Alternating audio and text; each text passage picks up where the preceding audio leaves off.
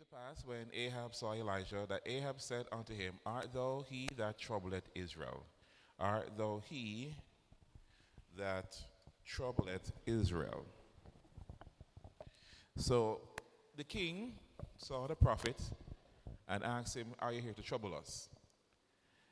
Now, you ever ask yourself, is there going to be a prophet, a modern prophet? Yeah, I've asked myself that question. I doubt there will be, because prophets are not seen as nice people. So today's modern prophets, they do it because they're put on a pedestal, they're treated well, you look good, you're a prophet of God. But in the Bible, prophets were never seen as pedestal people. They were seen like this, troublemakers. Some were beaten, some were stripped. Jeremiah ended up crying all the time, looking prophet. So being a prophet was never a nice thing. So here is Elijah, one of the most prominent prophets. And when the king of Israel, who should know God, saw him coming, he asked him if he's coming to trouble Israel. That's how prophets are normally viewed. So I don't believe there'll be another prophet. I think Ellen White covers everything to the end of time. So I don't think there's a need for another prophet. If God wants to send one, fine. But I think there's enough to go on. She wrote from now to the end of time. Yes.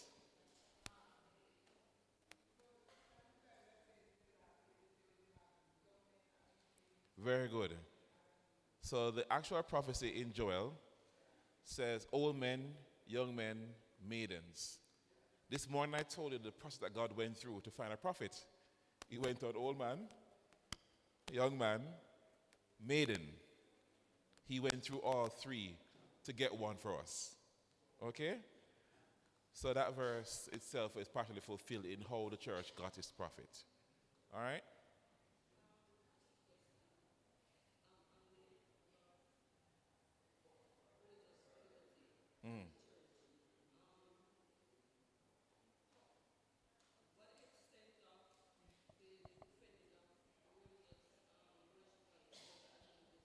How far we go?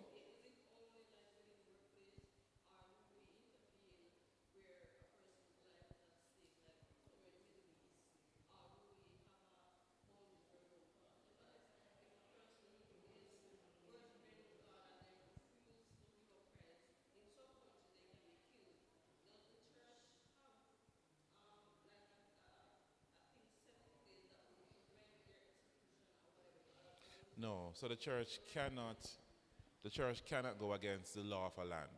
So in those countries, killing you because of that is a part of their law. So the church can't argue against the own country's law. What we can argue for is that the laws be changed to match international law, but we can't change a country's law. Would we defend somebody who does not belong to our faith? Yeah, we would. We have done it before. When the Muslims were being persecuted in America because the link to terrorists and those things, we stood in and tried to help them to say, hey, they are a religion too. They have a faith, and not all Muslims are bombers. So we had to step in and kind of help them. But if the country's law says that if you change your faith, you are going to be killed by the state, we can't do anything. That's the law of the land. You understand? So the church, the Adventist church, cannot meddle in the politics of a country.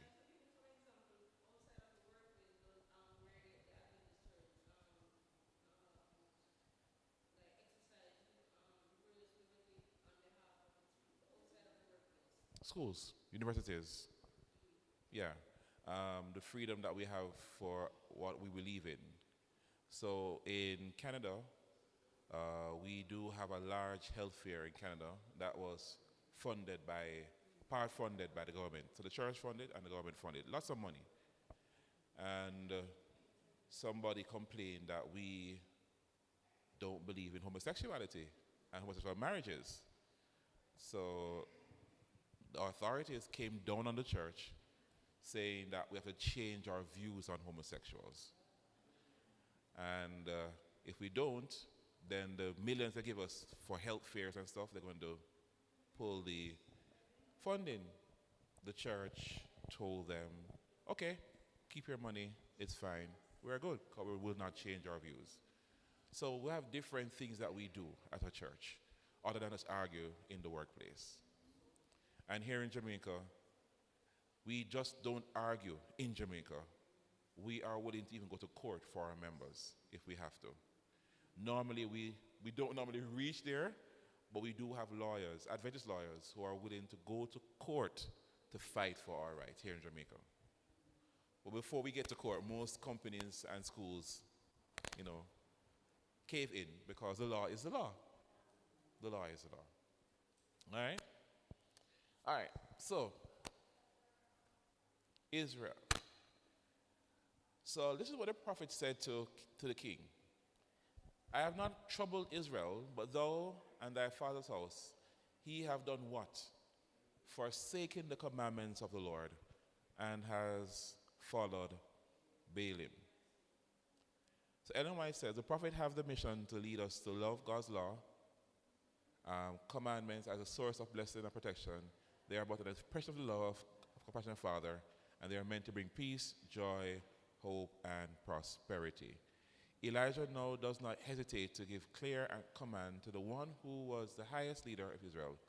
He bluntly and unabashedly tells King Ahab, send now and gather all Israel to Mount Carmel, the 400 prophets of Baal, the 400 prophets of Asherah, who eat from Jezebel's table. The only person who did not come was Jezebel herself. So Elijah came unto all the people and said, how long will thou halt between two opinions? If the Lord be God, follow him. But if Baal, then follow him. And the people answered him not a word. So he came to church people. He came to church people and said to church people, God people, if God is for you, follow him. If it's the sun worship, follow him. And church people couldn't answer. I want you to understand, it's not worldly, it's not worldlians. He didn't go to people who didn't know God. He went to people who know God and asked them, who do you want to serve? What is your freedom? What is your liberty? And church people couldn't say God. So things really bad. So they couldn't answer. So then he told them to meet. He told the prophets to build an altar, sacrifice to their gods. And they started from morning, they cried, they cut themselves until evening. So from morning till evening, they're crying and cutting themselves. Okay? That is why God don't like when we cut ourselves. All right? So they're cutting themselves. At noon, Elijah mocked them and he said to them, cry aloud, for he's a God. Either he's talking, or he's perusing, or he's on a journey, or maybe he's asleep. So he must be awake, so cry louder. So Elijah was there mocking them. Of course, Baal, sun god, is not a real god, so nothing happened. So then Elijah said, okay, enough. So Elijah rebuilt the altar with 12 stones, 12 tribes of Israel. He laid the bullock sacrifice in order. That in order means it's a way that you sacrifice animals to God. You have to take out the innards, wash it off, clean off the foot, and then lay it back on the fire in order. So he did that, the ritual cleansing of the animal, laid it on the fire. He dug a trench around it, filled it with water, watered the sacrifice, and then he cried unto the Lord. Then fire came down, consumed the sacrifice, the wood, the stones, the dust, licked up the water that was in the trench. And when all the people saw that, they fell on their faces. That is when church people, godly people, finally fell down and cried out, "The Lord, he is the God. The Lord, he is the God." After they saw this mighty miracle, Elijah then killed all the prophets. Then he told the king Ahab to go and eat. Then he prayed for rain because it had not rained for 3.5 years. The place became dark. Rain started to fall. And then Jezebel sent a message that by the morning she's going to kill Elijah. And Elijah ran away. Watch me now. People think that because you have done something great for God, you have done something mighty for God, that you will always have courage. Elijah just called down fire, just prayed for rain, saw God deliver, and then as soon as he got the word that Jezebel is coming for his head, Elijah ran for his life. I'm saying this because many times when we go through troubles, we ask, "So come on, man, how you stay? So you don't remember God? You don't remember how God good for you?" Not knowing that as human beings, when something comes your way that is unpleasant, you can end up breaking down. Of course, I become fearful. And this idea that because you are a good Christian, you should always be okay, is not true. It's not true. There are some things that you can fight very well, but there are other things that will come and tear you down. Elijah, the best prophet in Israel, despite his success, suffered. But Elijah went to the extreme. I just want to explain what I mean by extreme in his suffering. I just want to tell you how he went to the extreme. Anyone said this of Elijah? He said, "It would seem that after showing courage so undaunted, after triumphing so completely over the king and priests and people, Elijah could never afterward have given way to despondency nor been awed into timidity.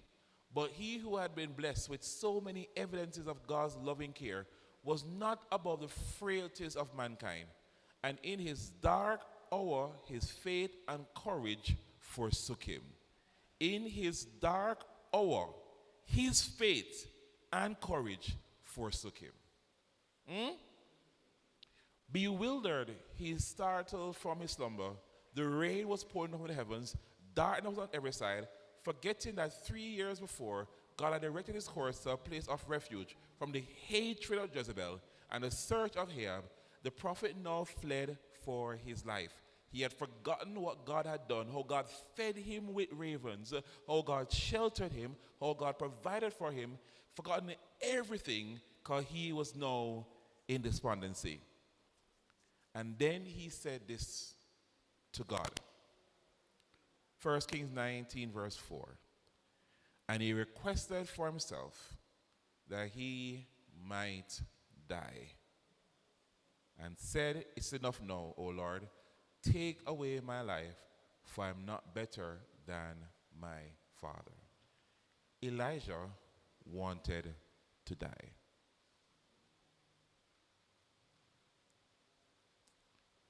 Sometimes when we go through difficulties and it becomes so dark, we want to die. And I'm going to go one step further. For those who are watching, I'm sorry. It's really an in-house conversation, but nevertheless, some of us would actually kill ourselves if we knew that we still had a chance at heaven. It's because we know that if we do it, we're not going to heaven. Why we don't do it? Elijah recognized that also. So instead of saying, "I'm going to kill myself," Elijah said, "God, I want you to kill me. Because if you kill me, then I still go to heaven." This is how far Elijah went in his pain. He didn't want to live anymore. This is a prophet. This is a prophet who talks to God and God talks to him. This is a prophet who God shows up and have conversations. No, you and me, we don't have that Elijah connection with God. We don't have God telling us and showing us stuff. This man had it. And yet still he went to the point where he said, I don't want to live anymore. Right after a mountaintop experience. Many times we think prophets are better than us, superhuman, have things right all the time. Everything is just, they're so focused because they're connected with God. This story was put in the Bible for us to recognize that prophets are human beings. Sometimes we say, oh, if I was only closer to God, if only I saw more miracles by God, if more things happen in my life when I pray, then I'll be a stronger Christian. The truth is that it's not true. No matter how God shows up for you in your life, we quickly forget what God did a minute ago based on what we're facing right now. Elijah suffered that. Yes.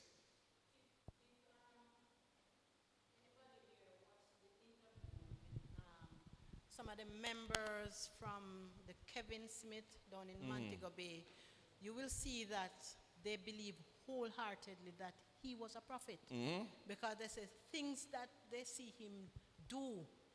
So therefore, they believe in him wholeheartedly. You understand? So we have to be careful of who we follow and whatever, we hear going around, how we get drawn to it, because some of the times, it's just a one listening. We never intend to really listen and to follow, but because we find ourselves paying attention to that, then we find ourselves failing and falling. True.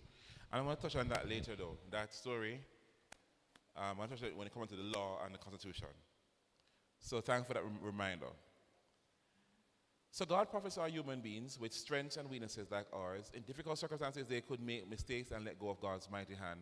The prophet chosen by God also goes through very difficult and watery moments in the ministry, but God remains faithful. Because the way God dealt with Elijah, he came into the cave, and behold, the Lord came to him and said to him, "What doest thou here, Elijah?" And he said, "I go forth and stand upon the mountain before the Lord." And behold, the Lord passed by in a great and strong wind, rent the mountains, break in pieces the rocks before the Lord, but the Lord was not in the wind.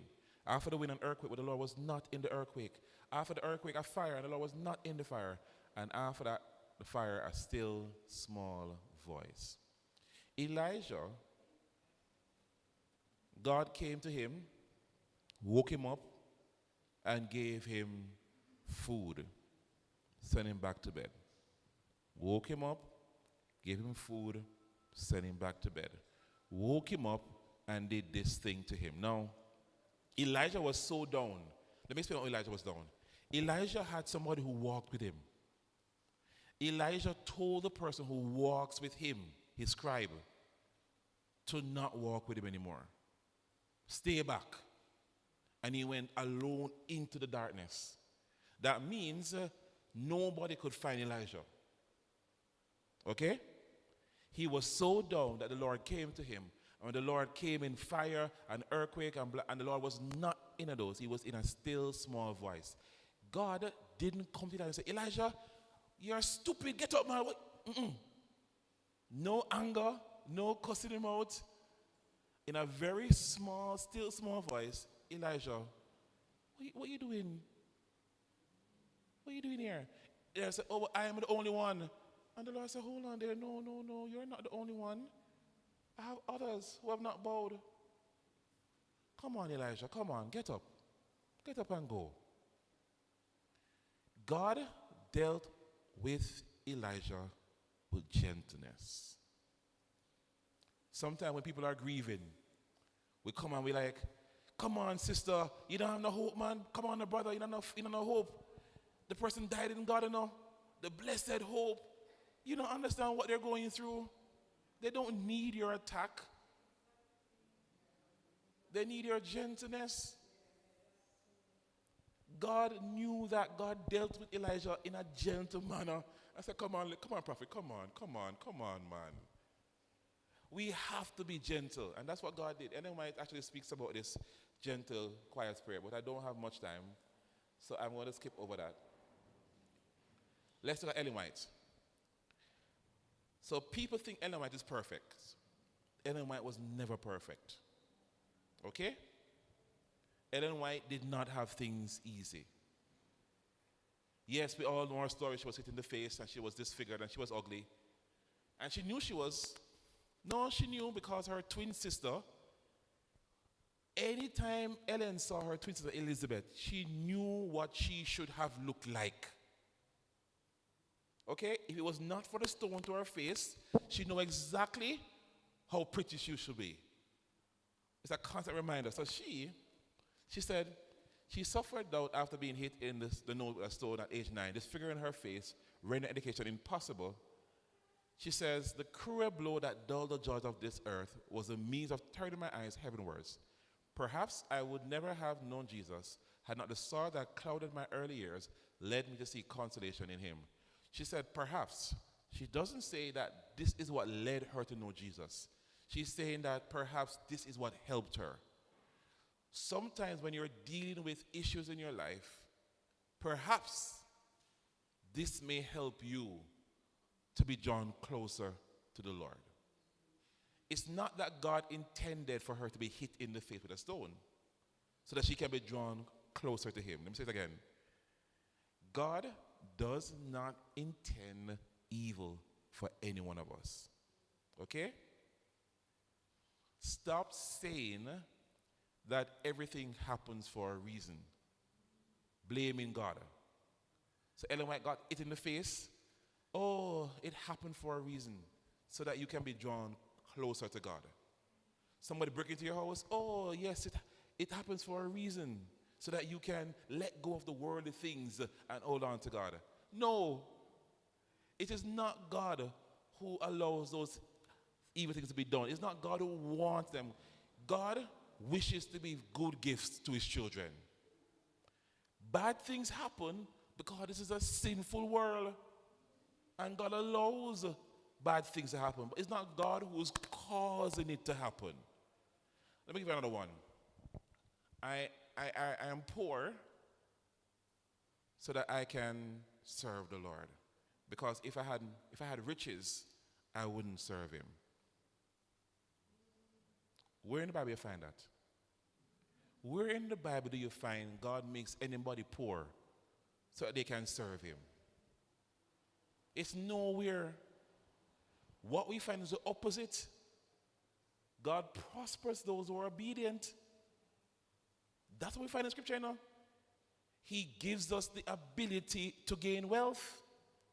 There's no verse that God keeps anybody poor to serve him. Not one. In fact, the only verse that deal with anything that deal with money, the parable of the talents, the one who did not multiply the talents, the one that was the poorest, because he only had one, God rebuked him and said, you should have doubled my thing, or at least get some interest on it. Put some upon it, man. God wants us to prosper. He only wants good things for us.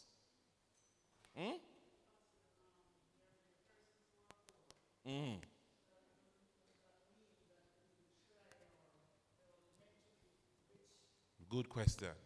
Good question. There are many persons who are poor. The Bible says the poor we always have with us. Does it mean that they didn't try?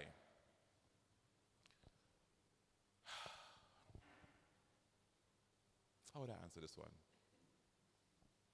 So God's promise is that if you are faithful, he will open up the windows of heaven and pour you out a blessing that there shall not be room enough to receive it.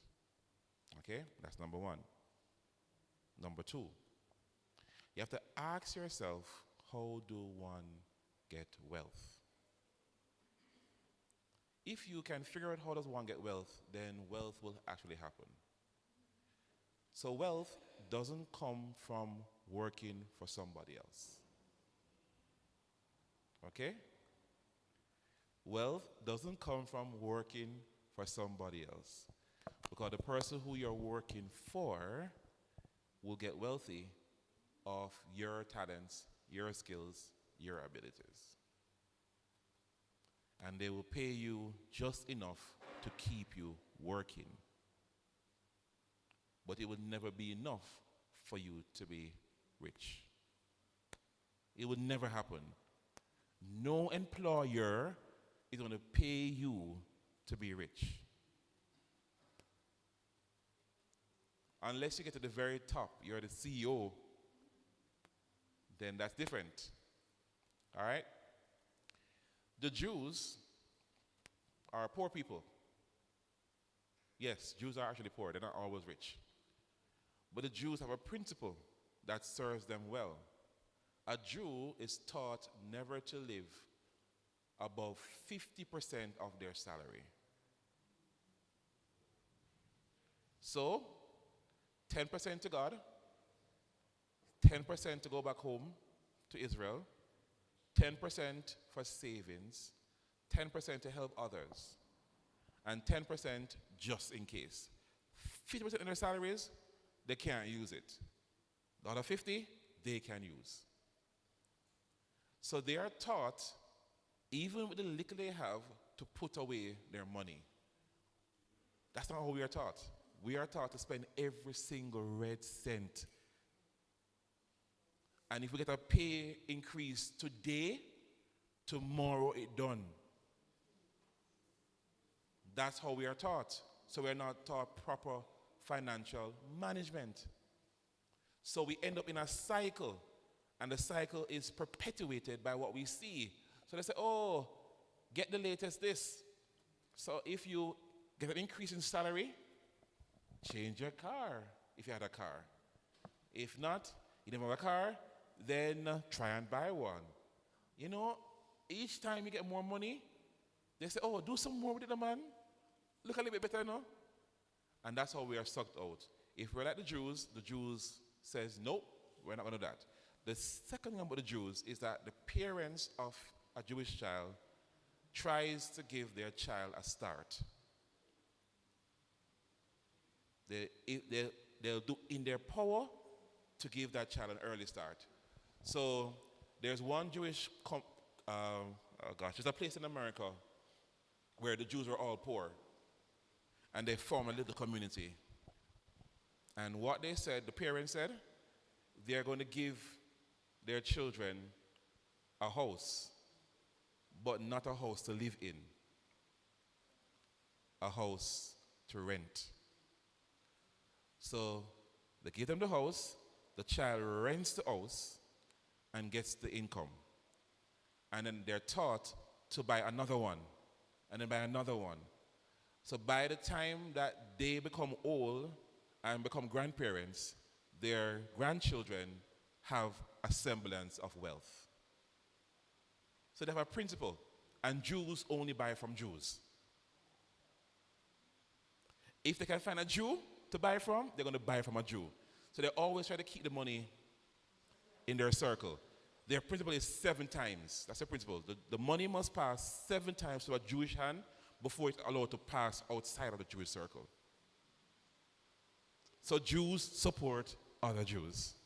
Simple. The Chinese, same thing. Chinese support Chinese.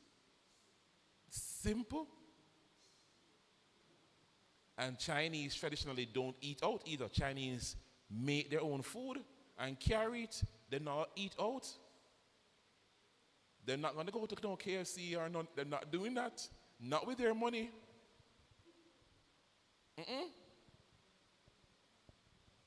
So there's a method. But the truth is, most of us are never taught the method. That's the honest truth. We were taught something else. And that's why we really don't become very successful. So, if you're a good dressmaker, then be the very best. And when you're the very best, you can always charge a little bit more than everybody else because you are the very best. It works. It works. And I'm saying it because I'm finding I have parents who work for themselves, dressmaker and tailor, and I had never had to move house because they made sure that whatever they get from the little tailor, it went to paying for the home, the mortgage. Make sure that their children don't have to be shifting. But I was fortunate. Many of us don't have that fortune to have both parents planning and working as a team to get things done. So hence, we may end up in a cycle of not. The only good thing I can say, though, is that what is known about the church, the Adventist church, is that parents who become Adventists, their children oftentimes end up better than them. And that's a good thing. So we have a lot of persons who may not even have any education, but when they become Adventists, their children become educated. And then their children become even better. That's the beauty of being in a church like this. So it may take a little time to get out of the poverty trap. Okay? Make sense? Any questions? All right. Ellen White lost a son. At age 23, Ellen gave birth to her third child, John Hibbert. The child contracted a strange disease called Earl palsy. And for 28 days and nights, Ellen cried, cared for her beloved child, applying all remedies that could bring about recovery of his health, and the child died. Now, we could have cured that child today. That child didn't have to die by the time she didn't have what we now have today. All right? Yes. Wait for the mic so I can hear you. Here. Sorry. Back to our poor situation as Adventists over the years. According to culture, we were taught wrong. What can we do now because the church, brethren are still poor and we are serving God? So what can we do now at this time based upon culture? Question. So,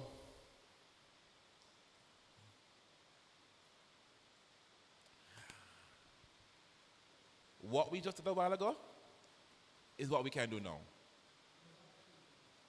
So it's actually educating our members, letting them know what can happen, what principles can happen, and occupy till God comes. So yes, we know that God soon comes, but you have to try your endeavor best to do what you can before God comes. So it takes financial seminars, it takes stewardship seminars, not stewardship seminar that says, oh, you have to return a tenth of your earnings. Yes, you have to. But more discussion about how can we move you from where you are. There's a time, I don't remember, maybe about 10 years ago, this conference here, we had a drive to let persons own their own businesses, like chicken farms, beehives, and stuff like that. That program was a deliberate program to try and get members to move from poverty into some level of control and business. Now, mark you, that program didn't work the way we wanted it to. Because some person, when they got the chickens and they grew them, they eat them off. Or use the money.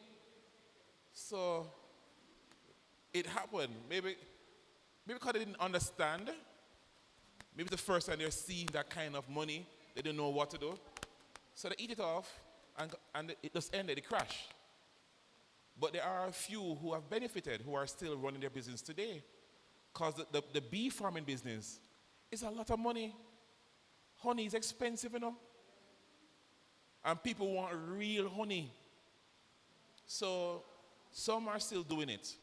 But some have collapsed because of the same issue. They don't understand. So you have to teach persons to the point where they understand and then lead them down a path. And it takes time. It's not a quick fix. All right? It takes time.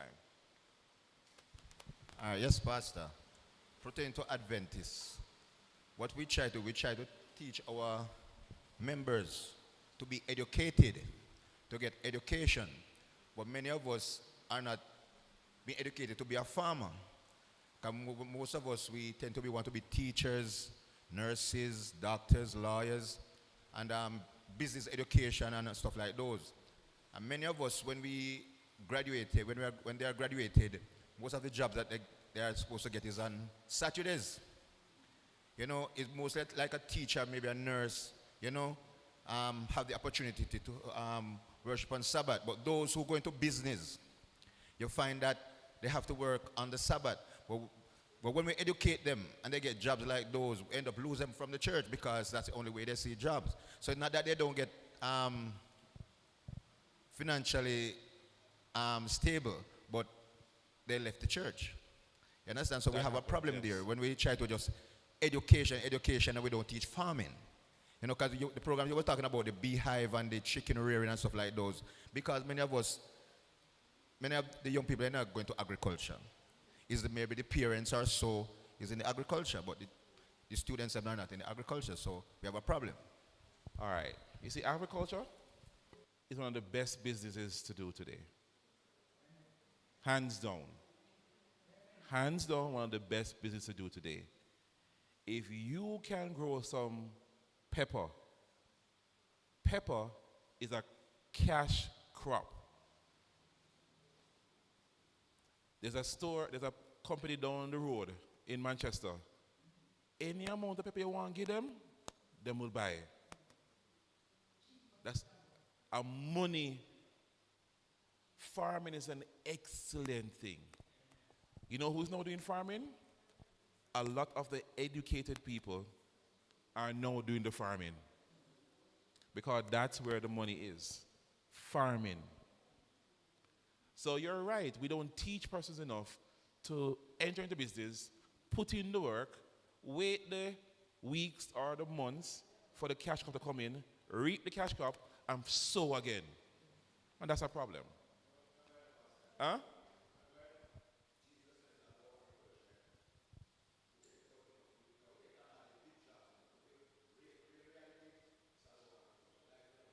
Yeah.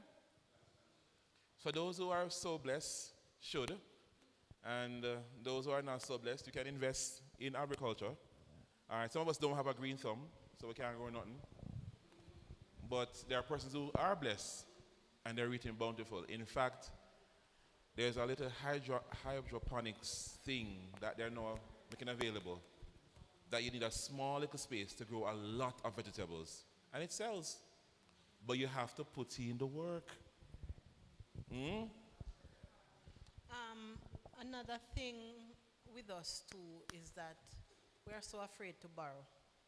And I realize that you have some persons who make it in life and have money, and because it is because they take the chances and they borrow. But like a little poor, we say if you go to the bank, they're not going to honor us in lending us anything. But I'm here for a little while now, so I know that the persons who go to the bank and borrow a loan and they invest that money, they are the ones who is doing well and have money today. And borrowing, if you borrowing must be for things that can increase you. Don't borrow because you want to buy a stove and you want to buy furniture. What are you borrowing money for? Hire purchase for stove and settee. Why? Why are you doing that? You put yourself in debt for so many years to watch TV? Really? No. If you're going to borrow for worthwhile things. You can borrow for education. You can borrow for a house. You can borrow for a car if the car gonna make sense. If it gonna make sense, if it don't make sense, then don't borrow. Borrow with some substance, no man.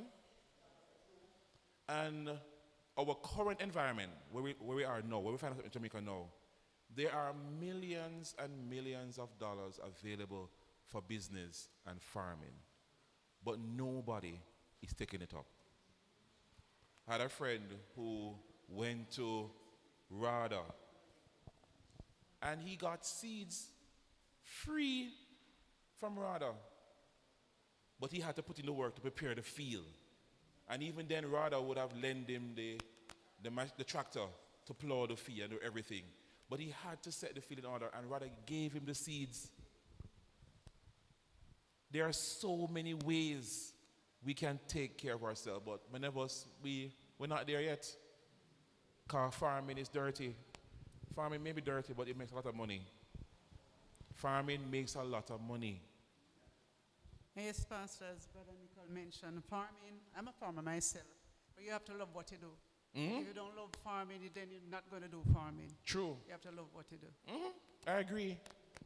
It's not for everybody. But if you can do it. But even if it's something else, even if you're a street sweeper, be the best street sweeper possible. Yeah, man. And then kind of branch off from street sweeping to other things too. All right? Yes. All right? I come back to Ellen White. Yes, Pastor. Well, I must say, a lot of our members, Adventists, are poor. I know you're on the right track in trying to educate them as to how to obtain wealth, because a lot of times we just think that, we must leave school, we must take on the world. I heard you mention about the Jews and how they should copy or take a leaf out of the Jews. But my question is, the conference have a lot of land in Old Harbor, St. Catherine, unoccupied till people taking over some of the land. Couldn't they have found somebody to put it into production? And then in turn, because they have a lot of schools, they have a lot of institutions that those could be, using. I mean, why isn't it that, conference is not looking in that direction then? The conference has. They has? Well, me not see it. Maybe I'm not looking now. You're not going to see it because that doesn't work the way it works. So yes, the conference has, Camp is a very large property, but Camp Verde is also very hilly and rocky and limestone kind of property. So there are problems with Camp Verde. So it's a big property, They're taking over parts of it on the outskirts, but not the majority of the land. So what you see as Camp Verde, that nice little flat little plain right there, is a very small part of Camp Verde. The other parts are the hills and the rocks and the mountains and the stuff and the valleys. So it's a big piece of land. Have persons made proposals to work down there and try? Yes. Does it work out? No. Because to go down there is rough, it's lonely, it's kind of, the roads are always bad. So nobody really wants to go down there like that. So the conference has entertained proposals. It just don't happen. My view is very simple. You can't always look at the conference and the property, the one property they have, which is Camp Verde, and ask why nothing happen. When as individuals, we do have properties. We do have a little backyard. We can do something. There are farming lands available now that you can get from the government and lease and farm. So why are we not doing that? Production is needed in our country. And sometimes we look at the conference and say, what the conference is not doing. The conference, this is my view. My view, those online, just bear with me, don't stone me and don't take me out of context and make me into another getaway something. Don't do it. My view is that the conference should stick to conference business. Leave business alone. That's my view. The church must stick with church business. Leave the business thing to business people. Let them do business. That's my view. Every time the church messes with a business, it's right. You know what it's gonna feel? You know what it's gonna feel? Because so and so and so and so, I say, oh, a church business. Some can take, what we can take, and show up and want to show up, and nobody can do nothing.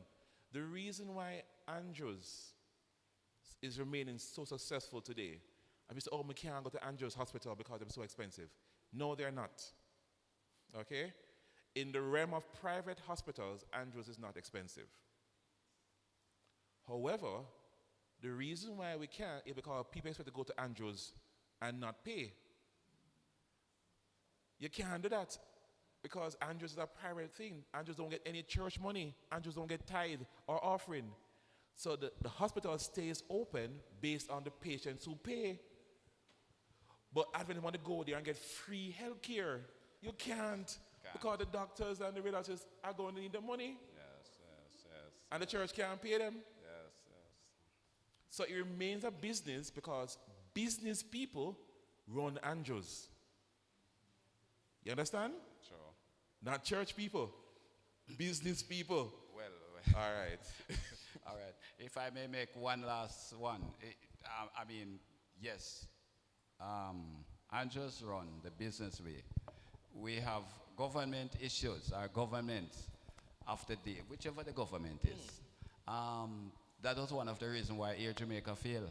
Because everybody wants to go on it to get a free ride. Every government member, every institution that relates to government want to get a free ride. And so, where's the income? But I want to ask you, sir, if there's any way or to educate the lesser members, because going to the bank to borrow money is not just so. They have to have collaterals. No, And so PC Bank, which is the bank that deals with farming and stuff like that, doesn't require much. okay, yes. But you have to show your plan, show what you're doing, show your investment, show where you're going to get them to buy into your plan. If you don't have anything, if you just walk and say, oh, I need $100,000 to do this, and you don't have no plan, how are you going to make it back? They're not give you nothing. Business plan. You have to have a plan. Yes. And rather can help you draft your plan. Okay. That's good. The borrowing is not from the commercial banks, the borrowing is from the PC banks, banks designed to help with growth and business. Those are the banks you go to. They're the ones that have the monies and the grants to give. All right? Earlier this morning, you mentioned that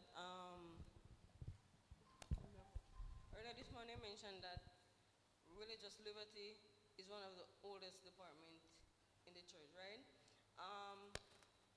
I want to know something like, if we're honest with ourselves, many persons are not here, especially young people are not here because of they don't know how to exercise, I don't know where to go when they're oppressed religiously. True. Like there are a lot of True. my friends, there are a lot of people who get pressure from boss to come into work and they don't know what to do.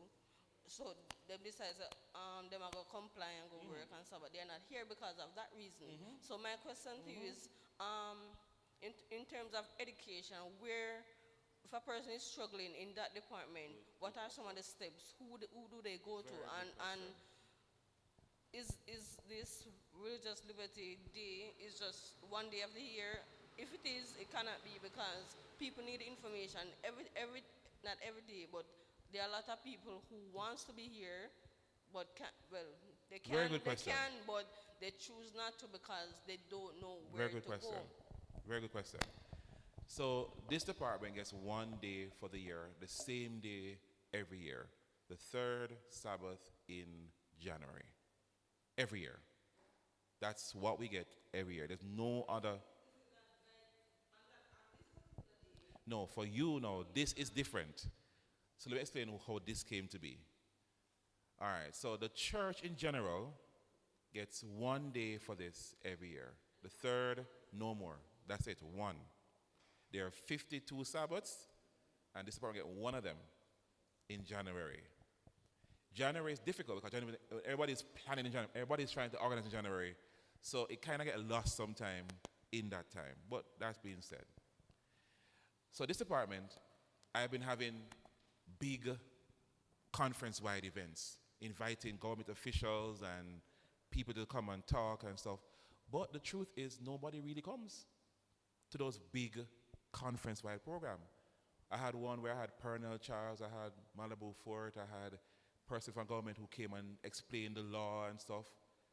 And the church wasn't overpacked. People didn't come. It was in Spanish Town, and nobody from Mandeville going to drive out from Mandeville to Spanish Town to talk to these persons who have the knowledge. So then I decided, you know what, let me go parish to parish. I did that. Same problem. Nobody gonna leave Mike to go Mandeville Church. It not happen.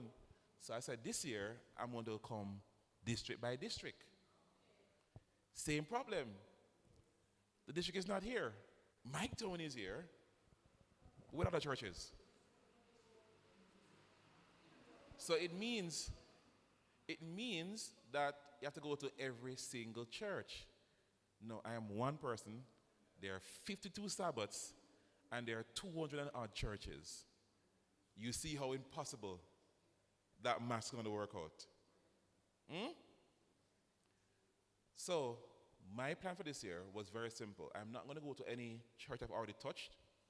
I'm going to church that I've never touched. Manktown, I've never touched Manktown with this. I say I have to come to Manktown and do it, with the hope that the entire Manktown would have come to Manktown Church for it. All right? That's the organization. So you're correct. It's something that people don't hear about. And because they don't know what to do. What they need to do is that there's a structure in our church. There is a liberties leader in every single church, an elder. In every church, there's a liberties leader. An elder, normally your first elder. If you're in trouble, that's the person you go to first. That person then brings it to the pastor. The pastor should respond. If the pastor has challenges, they bring it to me. Then I will write on the weight of the conference. If I struggle at a conference, I contact my union counterpart and say, this is what I'm facing. The union can write. Once the union writes and nothing gets done, the next action is a team of attorneys that the union has. They are the ones then act. And every time it gets to that level, every single person backs down and reinstate. In fact, there's the story where Nigel, he's no longer the person of the union, but Nigel was very, very good at what he did. When he got a firefighter was reinstated with all of his salary. So he was sent from work, wasn't paid.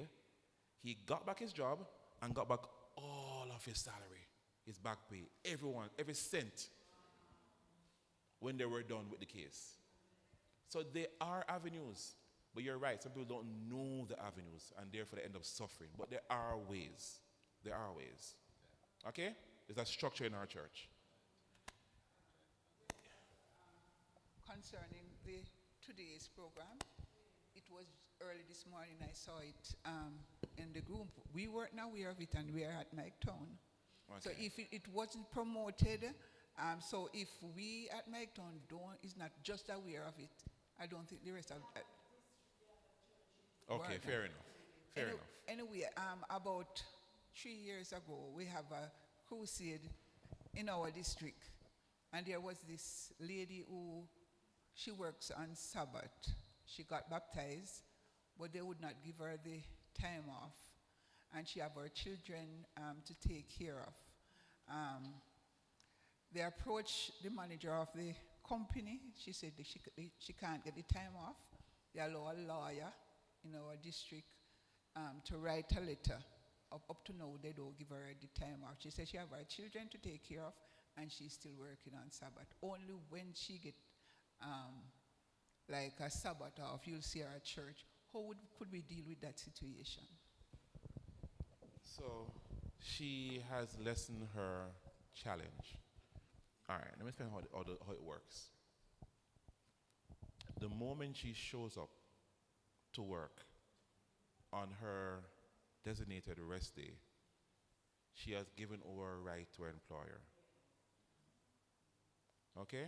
So it's very difficult to now argue when you are giving up your right. Now, if she didn't show up, and you force the hand of the employer to fire her for religious purposes, then that's how you win, because that becomes legal and in writing.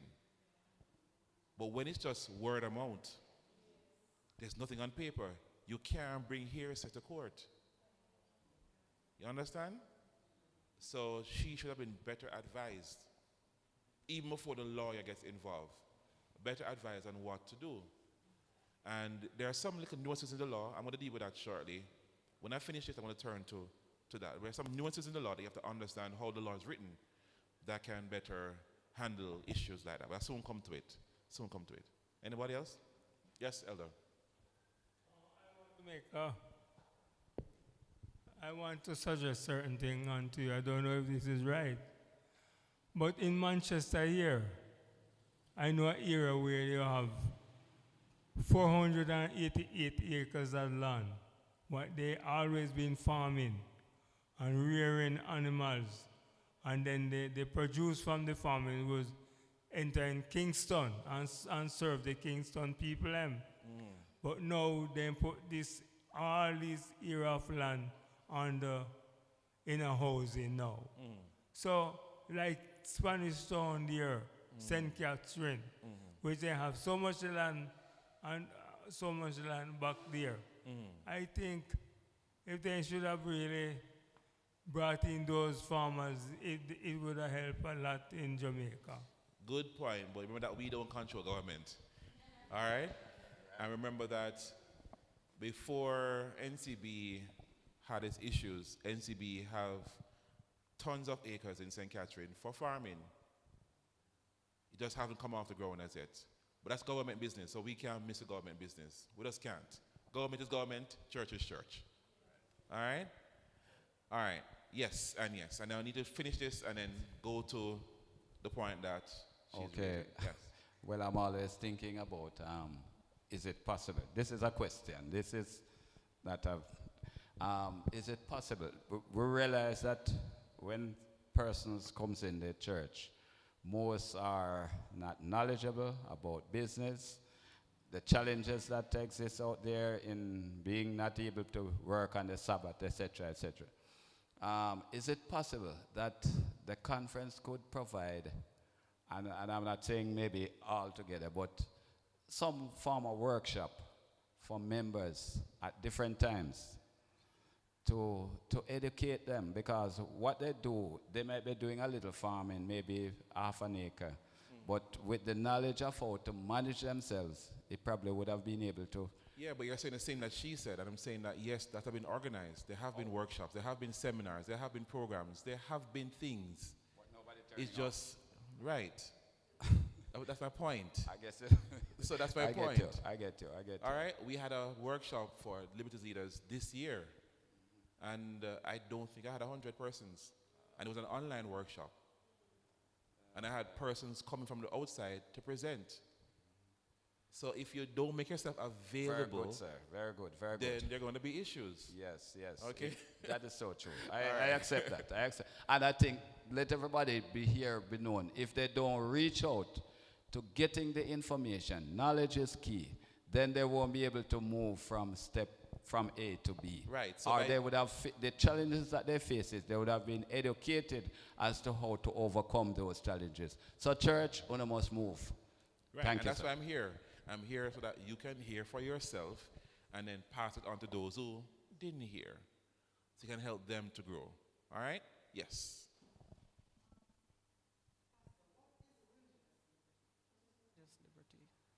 What is religious Yes, liberty? and I'm asking that question, one, and two, I don't think it is being promoted well enough in the churches by the pastors. So that is why you don't get the members coming, because they don't know, they don't understand what religious liberty is. And nobody's going to come. They hear something, they don't know it. They don't know. The pastors are not explaining anything. Maybe they don't know themselves. So I think you need to educate your colleagues in relation to religious liberty so that they can educate their members. So when you're coming now, they can promote it properly to get the members to come and to Fair deal with enough. the issue. Yes. Fair enough. Fair enough. Can't argue with you. Okay. All right. let me finish Ellen White, and I'm going to go to the Constitution. So she had a son. The son was born and had Earl palsy. That is a curable, curable, curable sickness. This is bacteria infection. The thing is that in Ellen White's time, they did not have antibiotics. That did not exist in her time. There was no such thing as antibiotics in Ellen G. White's time. And she watched her son die. Watched her son die for something that we could cure in 5 days. So she said this. She says, when my child was dying, I could not weep. I fainted at the funeral. Now, this is the prophetess, you know, who knows she has seen glimpses of heaven. She has seen heaven, you know. I fainted at the funeral. My heart ached as though it would break, yet I could not shed a tear. After we returned from the funeral, my home seemed lonely. I felt reconciled to the will of God, yet despondency and gloom settled upon me. The prophet. How much more you and me who have never seen heaven in a vision? I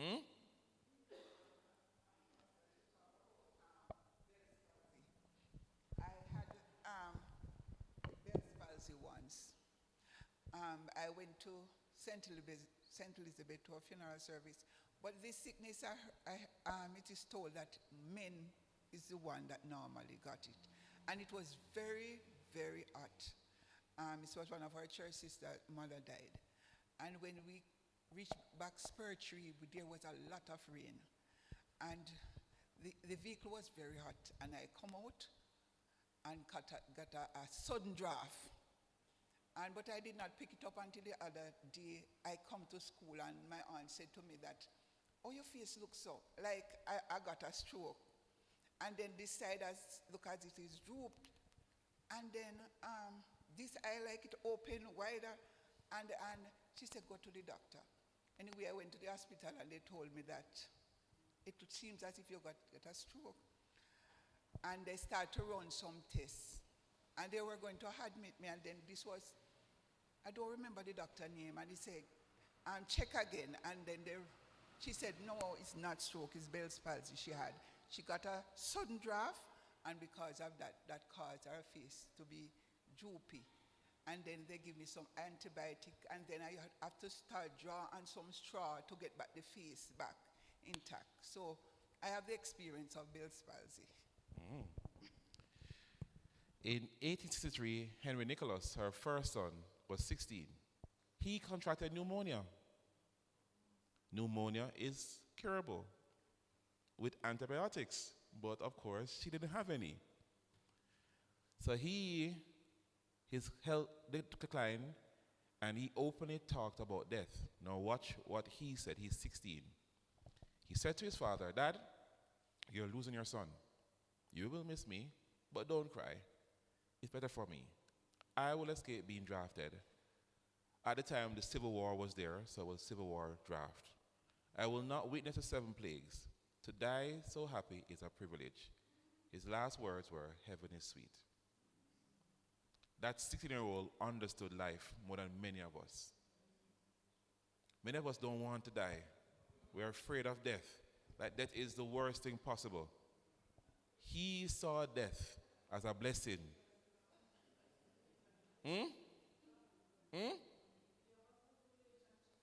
Of course. A dead Christian is better than a living sinner. He died in hope, you know. He knew what he wanted, and he died in hope. So, his last word, heaven is sweet. Ellen White was widowed at an early age. Her husband, James, died August 13, 1881. She lived until the 19th century, so it was rough for her. This, to me, has become personal because when I first learned about Ellen White and James White, I don't know, young people, when they taught me about her, it was not nice. Because I was taught that Ellen and James only got married because they were walking together so often, and they didn't want people to think anything bad of them. That's how I was introduced to Ellen White and James. They got married out of convenience because they didn't want anybody to think anything too bad for them. It's only when I read her writings and her private letters to her friend that I knew that she loved James, you know. They were in love. They were in love. They had problems though, like any couple. Ellen White had a friend that she used to write to whenever things between she and James go bad. Like there's one time where she and James had an argument and they're supposed to go to camp meeting together. James was the preacher. He was the president of the church and he was going to preach.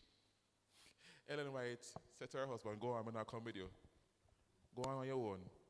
So James left her and went on his own. Camp meeting takes days for them, so him gone for like days. She wrote to her friend and said she made a mistake in not going with her husband. She allowed the anger between them to prevent her from being the wife she should.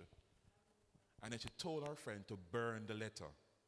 Because these are personal letters, you know.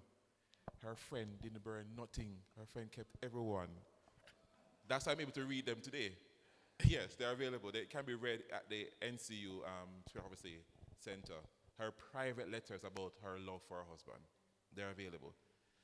Sometimes you can't trust a friend them, you know. Your friend them, well, I tell you, But at least now I can read the stories and realize that they were a normal couple. So he died, and she said this of him. I wish every couple could say this of their partner.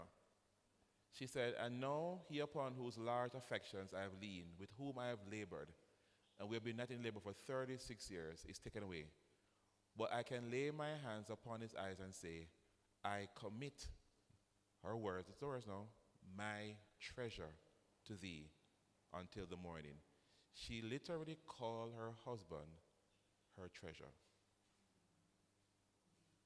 Mm-hmm. That's powerful, you know? Mm-hmm.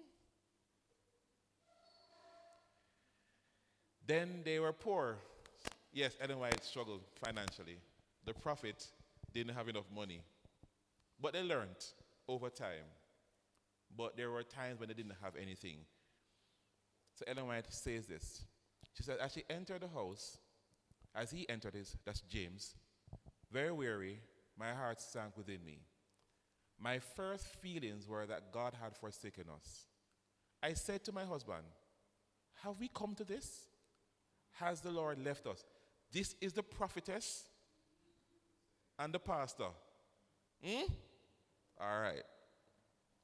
I could not restrain my tears, and I wept aloud for hours until I fainted. Prayer was offered in my behalf.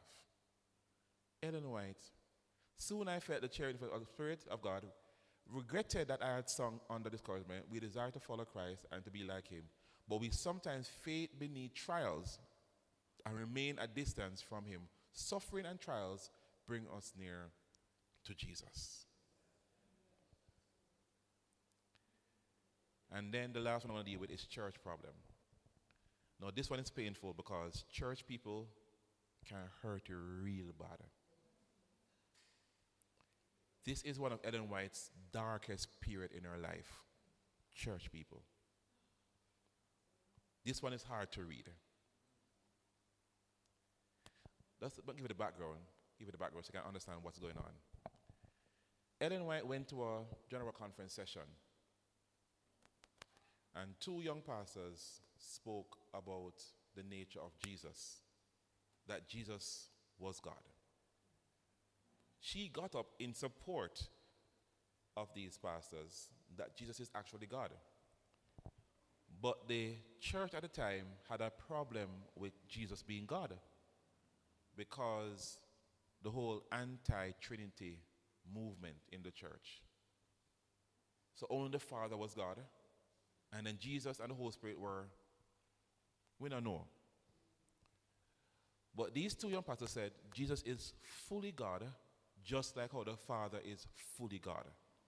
And Ellen White said, yes, they're right. The church decided to send Ellen G. White away. get rid of her. Ellen White said when they sent her to go away, she said she knew that it was not the will of God for her to go to Australia. She knew that they were doing it because they didn't want her there. They were trying to get rid of her. But she went anyway because she said she had to be obedient to her church leaders. Once she's not sinning, she has to be obedient to them. So she did go on her merry way to wilderness. Because Australia was wilderness at the time. There was no church. There was nothing there. So she was going over there to establish the work. She was being sent to exile. So after the experience, she hasn't gone yet. This is her responding to how she felt when she found out the church wanted to get rid of her. I felt no desire to recover. I had no power even to pray, and no desire to live. Like Elijah, she wanted to die. Rest, only rest was my desire, quiet and rest. As I lay for 2 weeks in nervous prostration, nervous breakdown, I had hope that no one would besiege the throne of grace in my. She don't want nobody pray for her. She don't want nobody pray for her. Leave her alone. That's how low she was. When the crisis came, it was an impression that I would die. And this was my thought. But it was not the will of my Heavenly Father. My work was not yet done. I tried to walk out by faith as faith as I'd done in the past. So she said, you know what, I pulled myself together and I went. Of course, the end of the story is that she made the book Desire of Ages out of that experience. And of course, Australia flourished. They started schools. That's where the educational principles came from. Manual labor, having farms, teaching the children how to grow stuff. The land that she got was a land that was not fertile. And the Lord showed her that this is where you should go and what you need to do to make the land fertile. And the land became very fertile, producing oranges and stuff like that. It was a blessing in the end. But sometimes church people can hurt you so bad you really want to give up on God, give up on church, and just dead. Church people.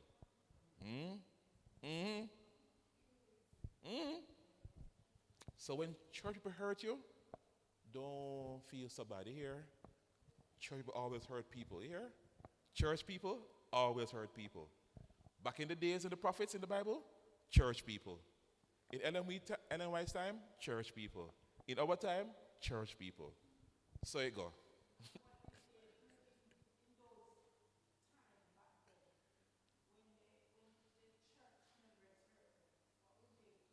Some of them cry, like Jeremiah, just bawl. Isaiah walk naked.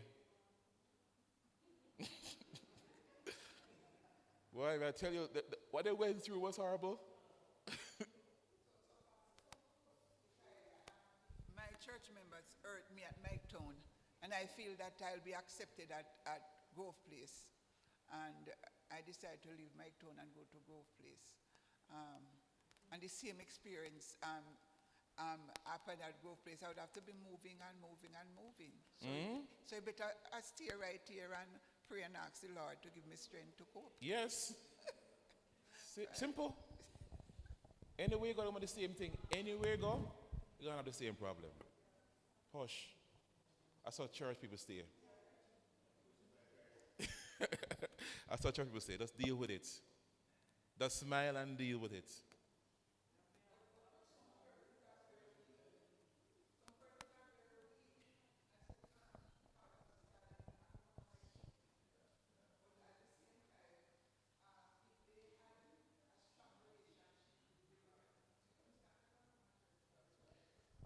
Did Ellen White have a strong relationship with the Lord?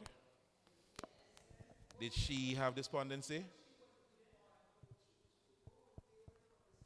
No, it doesn't matter who you're choosing to go or not. The fact still remains. The idea that you have to be strong in the Lord is not actually so. Most of these persons who get through, like when Elijah got through, Elijah got through, it wasn't because they were strong in the Lord. They got through because they listened to the voice of the Lord. Too often we rely on our own strength and our own experiences. None of these prophets got through because of that. They all had to allow God to speak to their situation and get them through. It's not their strength. Stop relying on your own strength. Listen to the still small voice of God. All right? All right, quickly. 5 o'clock, 5:20. My wife normally does this. It's her presentation. She's not here. She's at our home church presenting, so I will be the one to do it. So, religious liberty, they enable the right to believe in God or gods. That is how we define that liberty in our Constitution. Your right to believe in God or gods or no God at all. No God at all. All right? Religious freedom includes the right to believe or not to believe in religious truths. Therefore, we stick to religion. So we don't deal with same-sex, we don't deal with vaccines, we don't deal with anything else. All we deal with is religious beliefs. Okay? When people in COVID asked me to write letters about vaccine exemption, I couldn't write it because the church can't write a letter against what we practice. We can't. It's not a religious issue.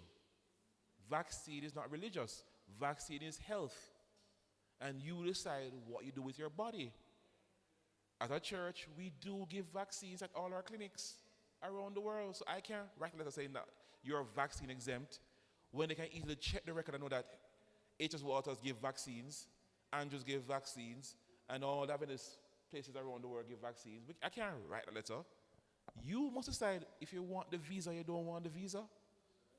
Simple. You decide.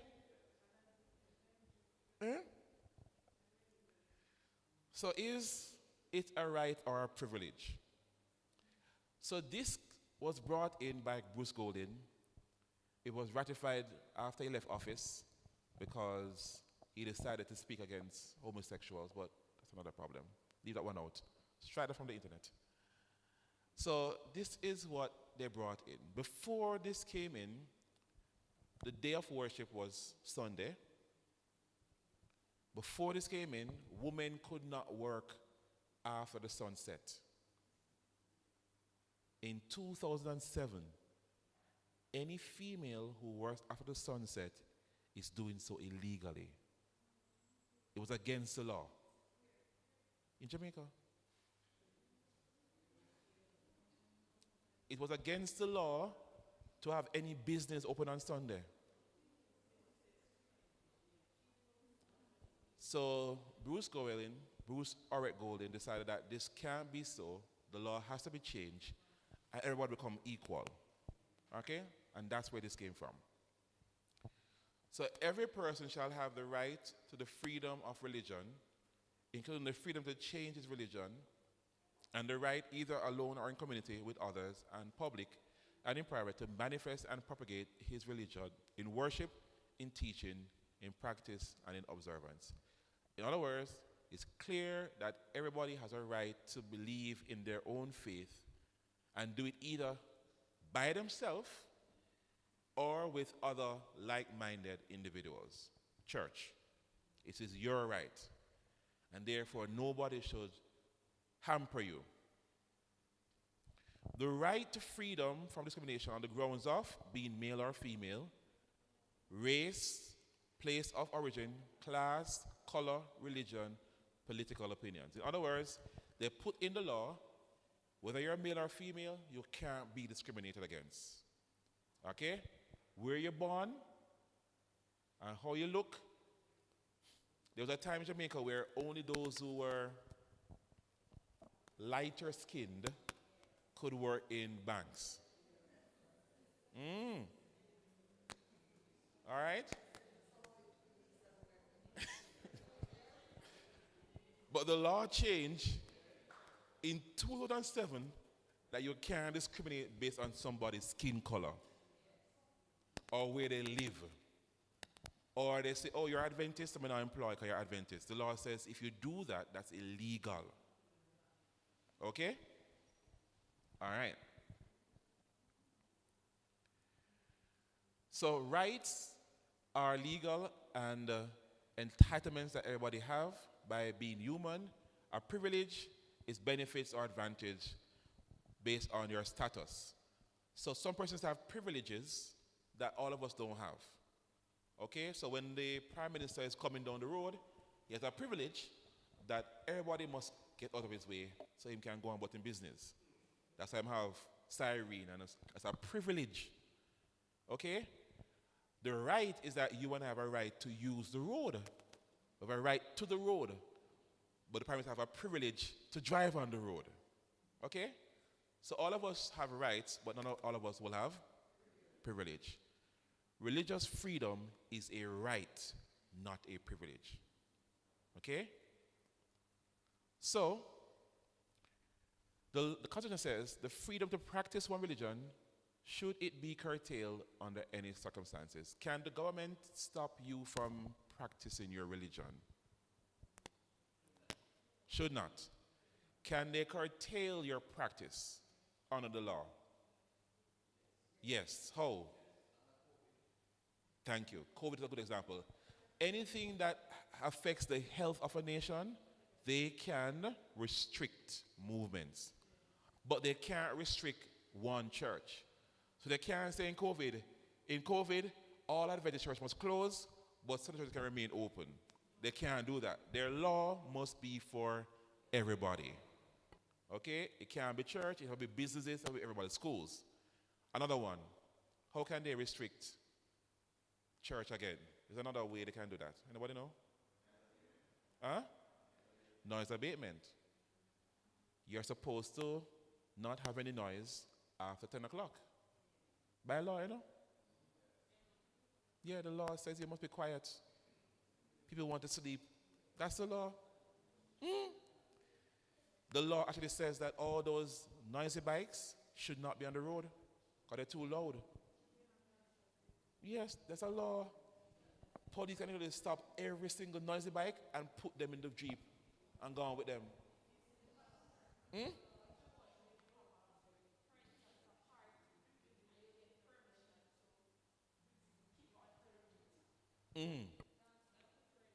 No, we're supposed to turn it down, and you must keep those events that are going to be loud in entertainment zones. But you can't have a party in a community, a resident community, and have your music blaring to 2 p.m. No.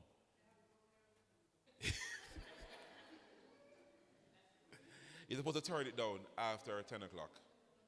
Even our crusades can't go beyond 10 o'clock. With the horns blaring. We can still have quiet worship under the tent, but we can't have the horns blaring in the community after 10 o'clock. We can't. The law says you have a right to peace and quiet in the night. Yes.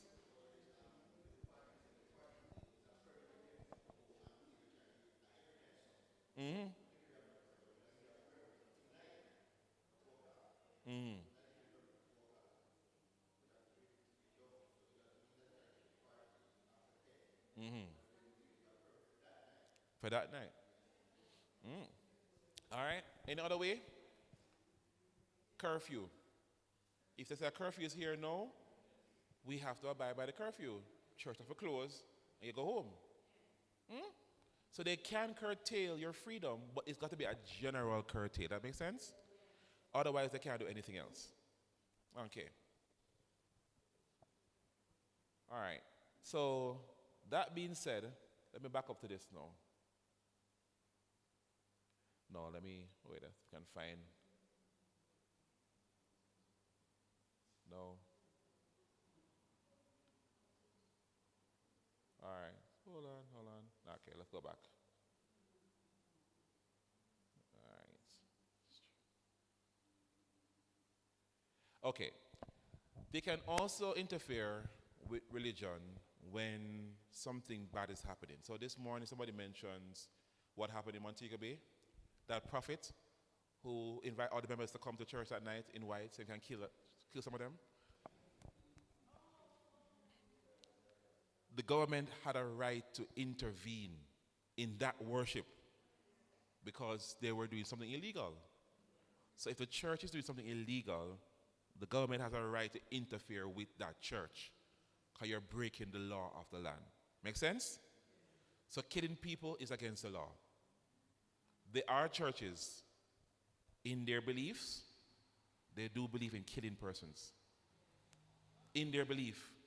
Like written in their belief. Like literally in their belief. It's a very prominent one that has that right now. They just don't kill them because it's against the law. But if they could, they would kill you.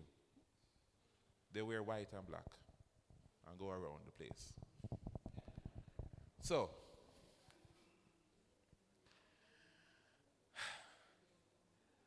here is the problem with the law, though. If you are a permanent employee and you change your religion, so you are employed and you become an Adventist, the law says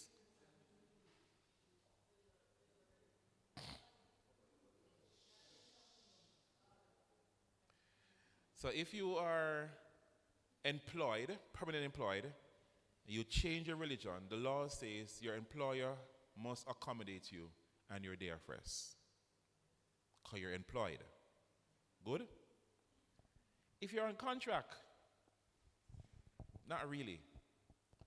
Because contracts are between two parties. So two parties agree for 1 year or 2 years that these are the rules of this contract. And the only way to change the contract is to have both parties agree. Because one person can't change the contract. So with contract workers, it's harder for you to get a Sabbath off. But if you're not a contract worker, you're an employed person, your employer have to consider your day of rest. So a part of the rules that was laid down in this was that the day of rest is not the state day of rest. So there's no day of rest now. So before the law, the state's day of rest was Sunday. No business should open. No construction can be done on Sunday. Everything should be closed. That was the law before 2007. Some of you are old enough to remember that shops used to close the front door and sell it through the window because it was illegal to open your shop on a Sunday. We say, but Pastor, but everybody was doing it. Supermarkets were open on Sundays before 2007. Yes, people were doing it, but they were breaking the law. And police could come and arrest you. Okay? So most of the law was changed, but he didn't get to change one of them. So one of the laws that is still on the books today about Sunday is that you can't have constructions on Sunday. That's a parish council law.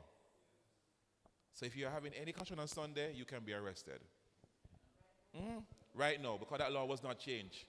He didn't stay long enough to change all the laws. So that one is still there. So you can be arrested for construction on Sunday. Huh? Ben Johnson there? It's not Wednesdays, no, it's Wednesdays for some, Thursday for some. So for the Chinese, it's Wednesdays. And yeah, for some it's Thursday. It depends on the community.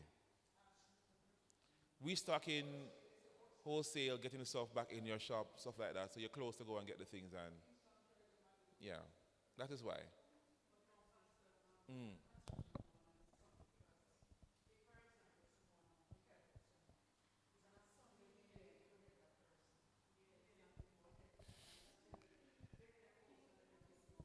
The law is the law.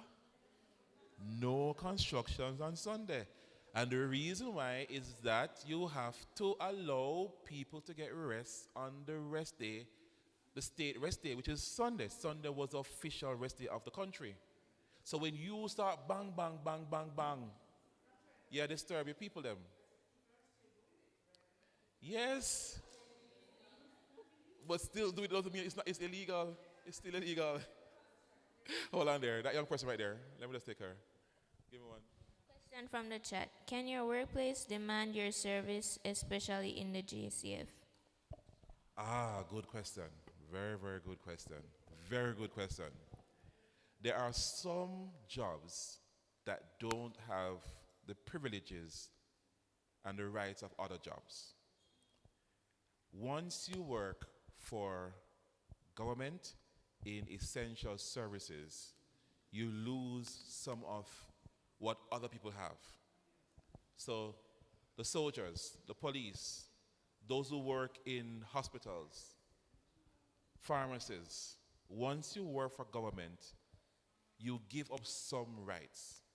So therefore, nurses, soldiers, police, doctors, healthcare workers can't strike. You know that, right? They cannot strike. If they strike, they can get themselves in trouble. Everybody can strike, but them, because they are essential service. So what they tend to do is do what they call go slow. They just slow it down because they can't strike. So the government can demand certain work schedules from those who are essential. If you're an Adventist, the rule is simple. If you are an essential worker and you have to work on Sabbath, the salary that you receive for that day, you cannot use for yourself. If you use it for yourself, you have worked. So you should take that day's salary and give it away, help the needy, give it as offering, but you don't use it. So once you give away that day's salary, you would have not worked per se, you would have volunteered your time in the advancement of persons' betterment.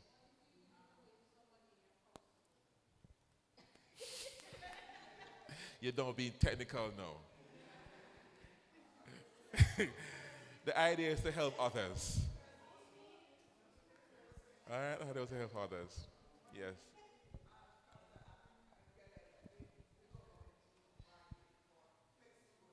Yes.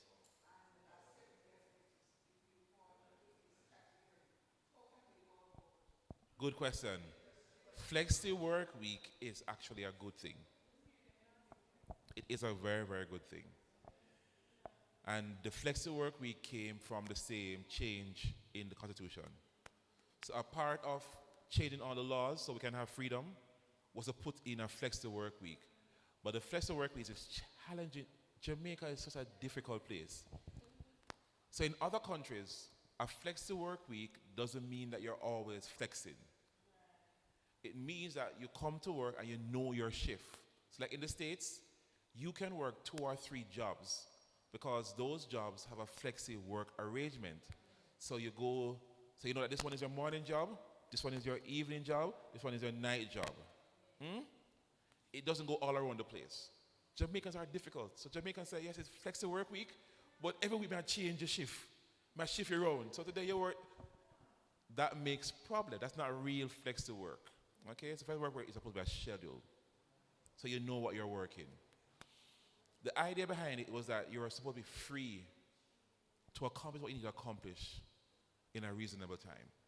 So if you wanted to work all of your hours in 3 days, as long as you're being productive and meeting the goals of the organization, you could. So you work for 3.5 days, and the rest of the days are yours. The flexible work law also put in this in there. They said that each worker in a flexible work day must be entitled to a day of rest. That day of rest is the individual day of rest. Okay? It literally says rest day. That was deliberate because before the word rest day was never in the law. But Bruce, though not Adventist, he was connected because his wife was. The rest day kind of made it way into the law. All right? And that's why it says it's a rest day for everybody in the flexible work week. Not a problem if done correctly. Most businesses are shift systems, not flexible work arrangement. and they shift you around the place. All right?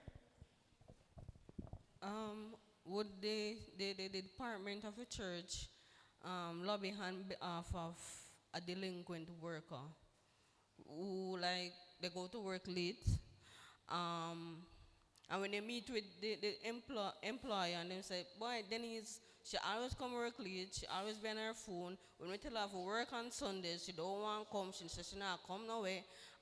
Would, if you receive that information from an employer about an Adventist that they are not compliant with other in other areas, because there are some employers who would accommodate that the person come in on Sundays, while some just want to come on Saturdays. So if you hear that information about a specific person, what would be your approach? Stop stealing from the company. Stop stealing. Don't be a thief. Don't be a thief. If work is 8, work is 8. Not 8:30, not 9 o'clock. Stop. You're a thief. You're a thief. How are you going to defend a thief? Your boss have a right to fire you. You come to work at 8 and you grab your quarterly and start studying quarterly. If work starts at 8, you can't be reading your quarterly at 8 and work starts at 8. No. If you want to read your quarterly, read 7:30 before work starts. Stop our lunchtime. Stop robbing the employer. You must be a good, decent employee. Yes, man. The principle is still the same, though. I was trying to tell the boss, this is the principle, this is the law. You have to abide by the law. But it becomes difficult when you are a poor employer. A poor employer, they can fire you on the grounds that you are bad in. All right? Okay? So don't do it.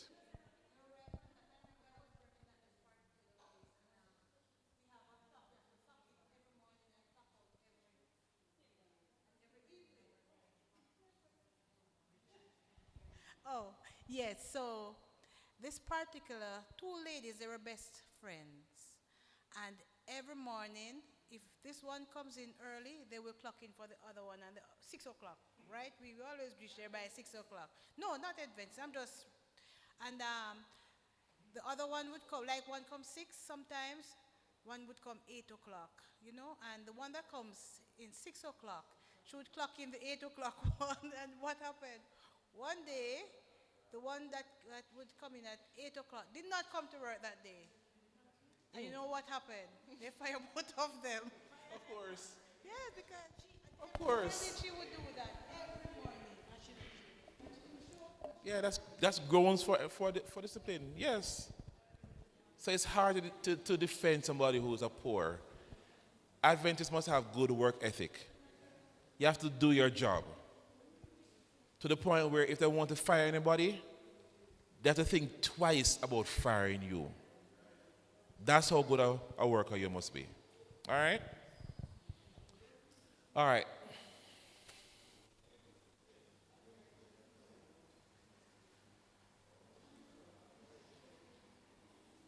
Okay. Bus preachers were stopped from preaching on buses.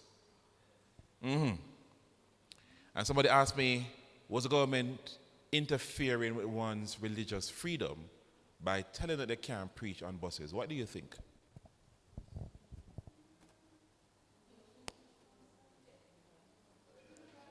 Technical? Was the government right or wrong in telling that people should not preach on the bus? They were right? Why were they right? Huh? Thank you very much. Exactly. So according to the law, once you're in a public transportation, you are entitled to a quiet and peaceful journey. No music should be played. Nobody should be preaching. You should sit in your car or taxi or bus and enjoy the ride home without the boogie yaga. and the noise. All right, tell you what happened to you. When them see the traffic outside people them, when them see police or traffic outside and turn it down. They know it's wrong. They turn it down because some of them know that if they're caught with it, the buses can be seized. So they turn them down. So yes, that's the law. The problem that we have as a society is that we're not aware of our rights. And even the other day, there was a taxi driver who was arguing and using curse words at a passenger and telling the person to come out of the vehicle. And he had to come back and apologize in order to not lose his PPV license and his route. So it's important that we know that when we are traveling, they're offering us service, and when we're being afforded a service, it means that we have the right to say, driver, that music that you're playing, please turn it off. It's not something I want to hear. And also, if they're speeding or whatever it is, you have the right to tell them, slow down. Yes. That's the law. And that's why you can't preach on bus. That's why. Worship in schools. So in 2023, they made a law about worship in schools. You know why they made the law? No? Worship in schools should only happen if you consent. In public schools, you must want to go to worship. If you don't want to go, you don't have to go. The law had to be made. You know why? There's an international school where the principal belongs to a particular church, and then bring the church, them come out, and the pit in them break out in a one big frenzy. I had to go hospital. Yeah, man. Bad spirit too.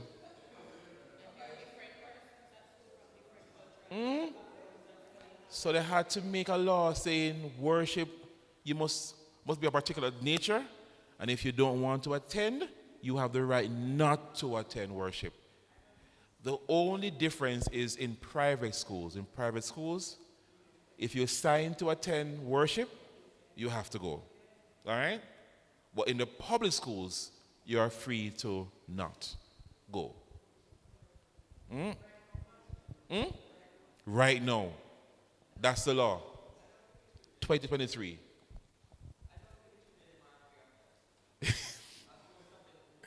It's not really the child, but the parent who should be aware.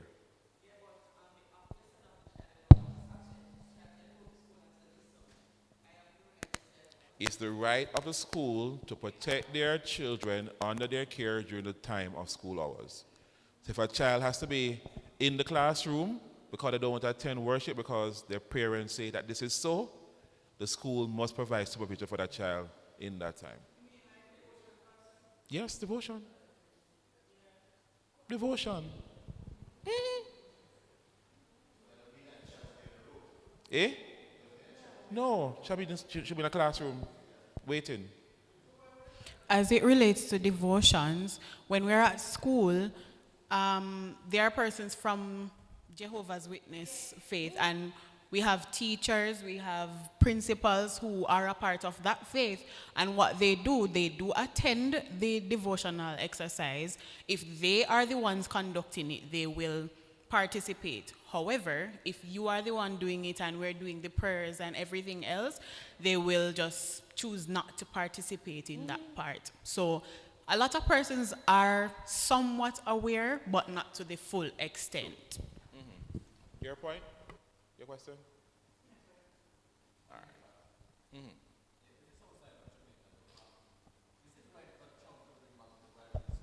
Are the 10 Commandments? All right. Another controversial point. Internet, please don't kill me. Public schools should be free from religious propaganda, because they're public. Not because we are commandment-keeping people who believe in the Bible. We should believe that we should force persons with that, okay? If there are public schools, there are public schools. Everybody should be free to attend publicly. What if it was a Muslim country and you are the Christian Should your child be forced to endure the Muslim faith and the Quran and their rules? No. So if you don't want it for yourself, then why should you force on others? That is my personal view. So public schools should be public. Private schools can do what you want to do. If you're a private Adventist or a Catholic or a Baptist or a Muslim, you're private. Do what you want to do. But public schools are public. You should be able to opt out of certain things. So a child can choose to do what they want to do in school? If a child can choose what they want to do, Or not do in schools? the law says that when it comes on to worship, Worship. they have a choice. Oh. It's worship. They have a choice. Legally. As far as I No, so it's not everything. It's just worship alone. That morning devotion alone. That's it. Because sometimes morning devotion can be very uncomfortable for certain people because of what they're doing and what they're saying and how they're acting. So it can be very comfortable. So you have a right. Pastor, do Adventists trample upon a person's religious liberty? Because I know of a case where an Adventist owns a business. He closes his business on Saturday for his personal worship day, but he not forced, but he like want his workers to come out on Sundays, knowing that it's their worship day. All right, good because question. he doesn't believe in Sunday worship. So should they? Good question. So to answer your question, every business have their right to their own schedule. So if my business opens Sunday to Friday, and I'm employing persons to work in my business, it's Sunday to Friday. That's my business.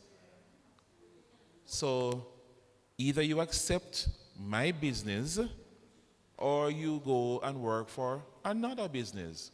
But that is what my business does. Take Chick-fil-A in the States. Chick-fil-A does not open on Sunday. This is a fast food restaurant, a very big one in the States, and they don't open on Sundays. They don't, because the owner is fair, because every business have their model. Some business is Monday to Friday. Some business are Monday to Saturday. Some are Sundays to Friday. Each business have their own model. So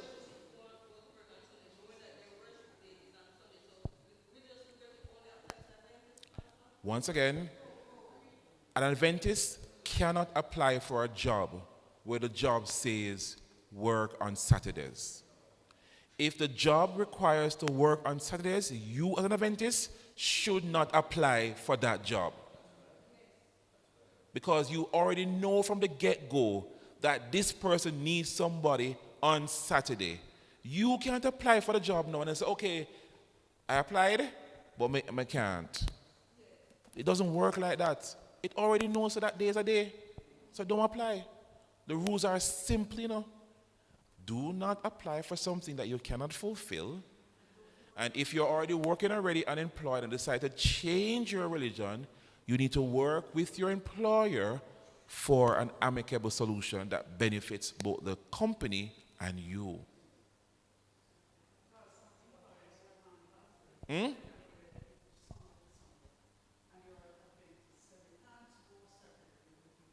Sunday, yes. Right.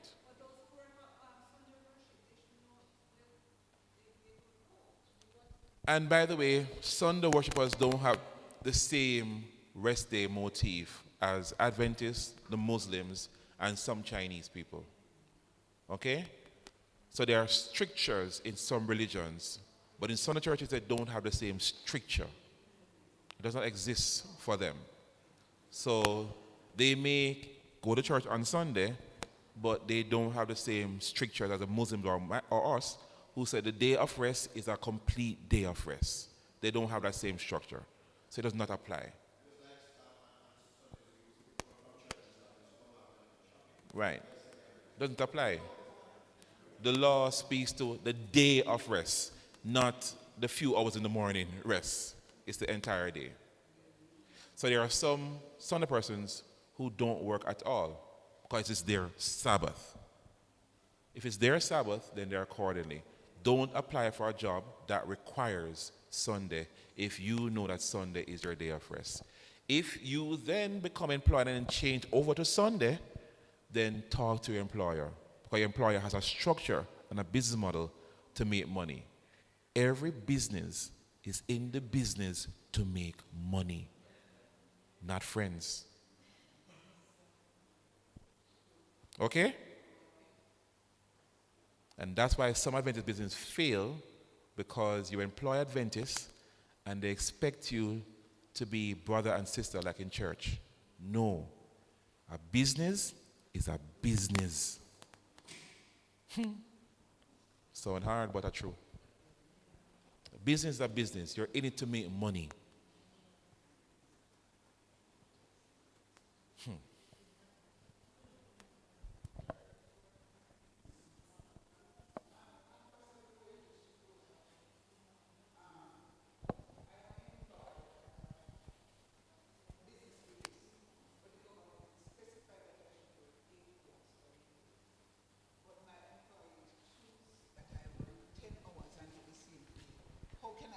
You're not supposed to by law. If you go overtime, you put overtime pay. Time and a half. Then you go to the Ministry of Labor. Simple.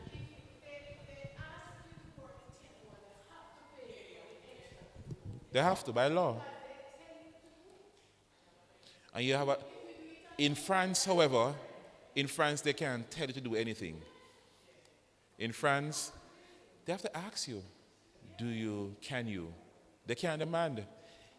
France is so structured. You see, after you leave work, your boss can't call you, Like literally, you can't call your employee after they've left work. It's against the law. In France, once you leave work, work is done. It's no time for yourself. You cannot call them. You can't call them and ask them, oh, can you quickly just check an email? You must be mad. In France, check what? That's tomorrow morning at work time. They're very strict. They have learned their lesson that your rest is important. Mark you, they don't keep Sabbath holy per se, but they believe that structure is important. You do not work 40 hours. Nobody in France works 40 hours a week. You only work 40 hours a week if you want to. You take 2 hours lunch break every single day. 2 hours of lunch break every day. And you must sit down and eat your food and talk. China have a similar thing. China shuts down for 2 hours also. In China, everybody closed down, nothing happens for 2-hour lunch. That's why the Chinese who are here, you will see them in midday smoking and sitting down and stooping down and doing nothing, because the tradition is that the hours of lunch is important. No work should be done. Yes, man. I just be alone, I kill myself, and I work through lunchtime, I try and meet deadline.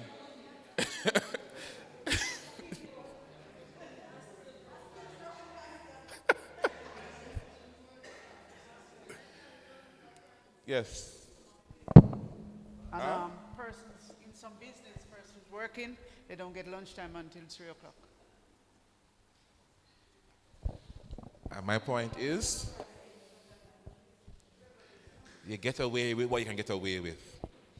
In some countries, you could never do that. In some countries, you can never do that. Lunchtime is lunchtime. So I watched a video the other day from China. So the restaurants, because they also get their rest in the same time while getting rest, they package their lunch, the people's lunch, and you pick them up in pre-order thing on the ground. Pick up your lunch, because they're also rested. Yes. It's a social event. take your lunch, and you do it socially. You sit down, you eat, and you talk, and you relax, and you can't talk about business. Business time is business time. So, yes, the law says you must be paid for your overtime. That's it. That's the law. Okay? And in the flexible work arrangement, the law says whatever 5 days you work 8 hours for, it doesn't matter. The next day, even if it's a Tuesday, the next day that you're going to work after you have passed your 5 days is time and a half. And the next day after that is 2 double time. That's the law. It doesn't matter which day of the week it is. Once you have done your 40 hours, any time after that, you must be paid overtime. That's the law. That's the law. Cool. You are free to exercise your religion, teach your religion in public spheres, and of course, you're free to share your faith. Okay? Church and state should always remain separate. Separate and allow religions to grow and spread the religion without harassment from government. Religious freedom also prevents the cultural majority from using their power of the state to impose their belief on others. Church and state must remain separate. The constitution of this body or denomination shall not be altered except with the consent of the governing authority of that body or denomination. So only the church can change the church's belief.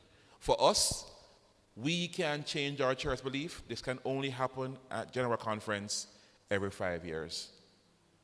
Every body, denomination shall have the right to provide instructions or teaching or education according to their denomination to their people without harassment from government. Good. So that's it. That's the law. Now you know. Huh?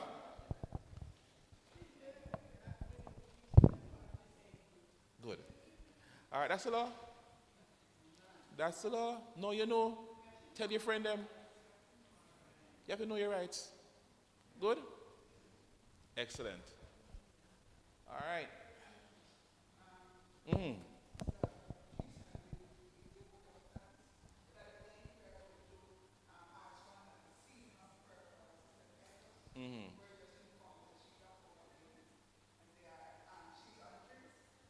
they are working to put her on the ward.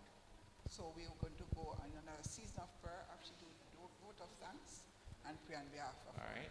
So we're going to hold the advance a little bit. We still have some light outside. I'm going to start the season of prayer at the end. I'm going to do one more thing I should have done. I'm going to go quickly through this one though. And if prophets can be wrong. Can prophets be wrong? Yes.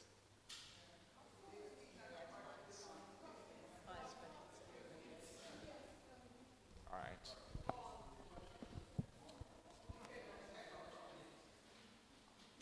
So false prophets can be wrong, but God's true prophet can never be wrong. Okay.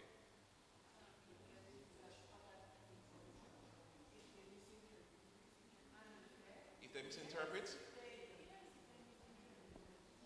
all right, I want to deal with this one because it's important. I want to apply to Ellen G. White. All right, so David was king. And after that of King Saul, he became king. He did a whole heap to rebuild Jerusalem and the people of God. He succeeded in overthrowing the Philistines. He built the city of Jerusalem, the city of peace. And he wanted the ark of God to come back. And David indeed got the ark. And David danced before the ark wearing a linen ephod. Mark you, David should never have done this. He's not a priest. And priests are the only one that wears linen ephod. David put on the priest gown and danced in front of the ark of God. Should never happen. But God overlooked his jubilation. Good? He brought the ark back and reestablished God as the leader. David and all the whole of Israel brought up the ark of the Lord with shouting, with the sound of trumpet. And then it says, the solemn ceremonies attended the removal of the ark had been a last among the people of Israel, arose in a deeper interest in the sanctuary service and the kindling of a new zeal for Jehovah. David, encouraged by every means in his power to deepen this impression. The service of song was made a regular part of religious worship, and David composed psalms not only for the use of the priests in the sanctuary service, but also be sung by the people in their journeys. David was so profound that if you approach the sanctuary if the sun rises, you must hear music in the sanctuary. Yes, you must always hear singing coming from the church.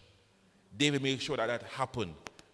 The choir was all male because it was a priestly choir, and they would sing from morning till night. David made sure that worship was important and brought peace and stability to Israel. So the influence thus exerted was far-reaching, resulted in freeing the nation from idolatry.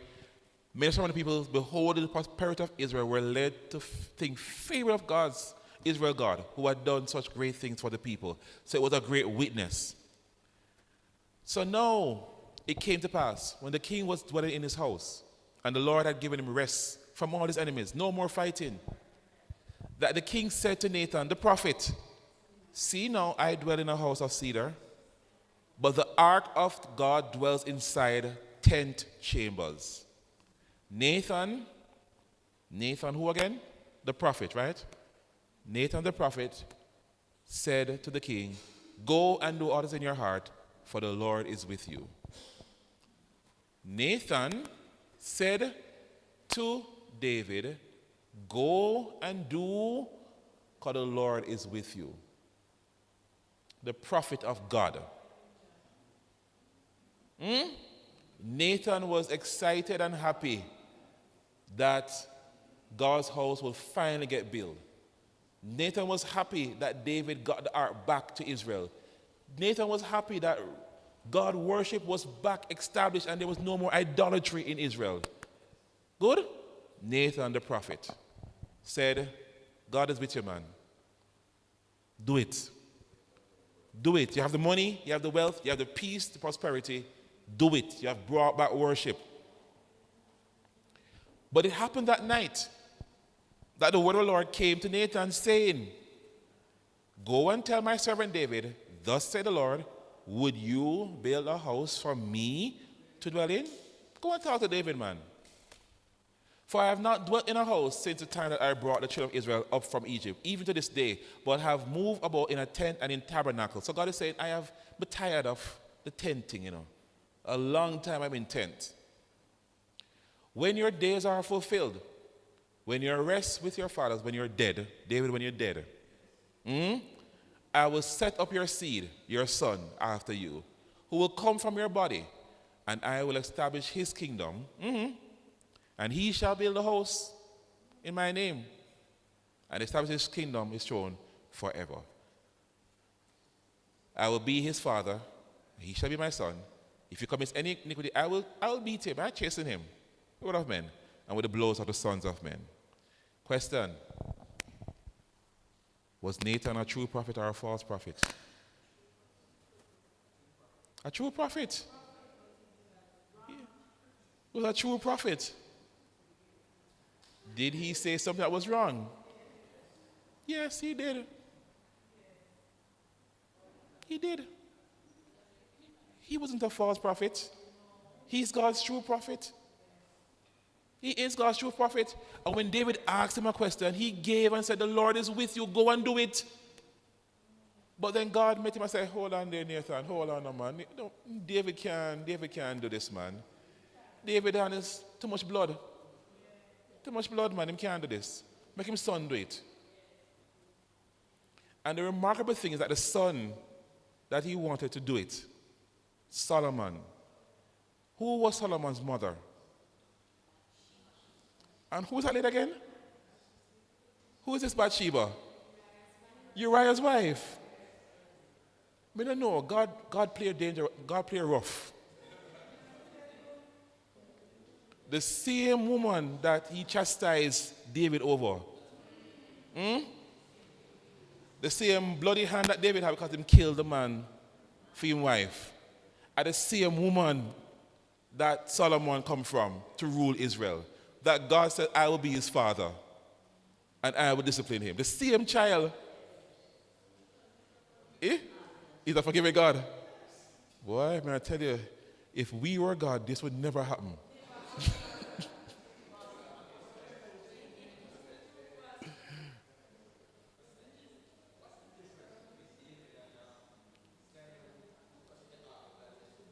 Very good question. Very good question. So the story is that the ark was traveling and this guy decided to touch the ark to steady it, and he died instantly. But David, who danced before the ark in priest clothes, did not die. What's the difference? The difference is in the account of the story. David's act was an act of worship. The individual who touched the ark was not an act of worship, it was an act of defiance. For anybody in a line with the caravan of the ark, you have to pass several priests to get to that ark. Even the priests who are carrying the ark, they use poles, and the poles keep the priests away from the ark.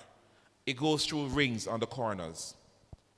The ark cover can't fall off because when the poles are in it, it locks the ark.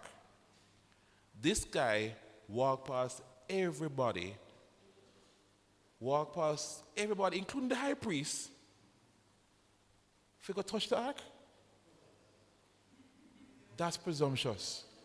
If you kind of at the back of the line and see the ark fall off from wherever you're there, and you walk past the long line of priests, get up to the ark, and I tell one of them, say, hey, it'll fall off. Presumption, that's why he died. Motive was wrong. David's motive was worship. David was having fun worshiping. Different thing that, different motive.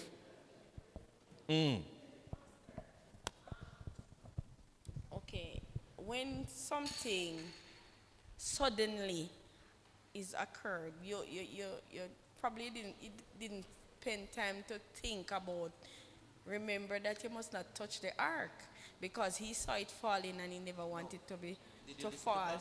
Yeah, I understand what Pastor say now. Pastor say you walk past all the priests, but if you saw something falling, Pastor, would you walk or would you run because you don't want it to fall? If he truly meant good. In fact, you can read the story in Ellen White because she explained it more colorfully than I could. She has a better explanation with nice flowing words. So read it in her writings. If he truly meant good, he would never have gone to the ark and touched it. He wouldn't. He wouldn't. Remember, they're walking, with the ark. You're telling me that the persons who are carrying the ark, the ones who are holding the poles, can't see that the thing in front of them is falling off? And they're right there walking with the sticks? They can't see that? So the priests are all blind. And the high priest is also blind. And what he did was he wanted to steady the ark. Steady. Steady what?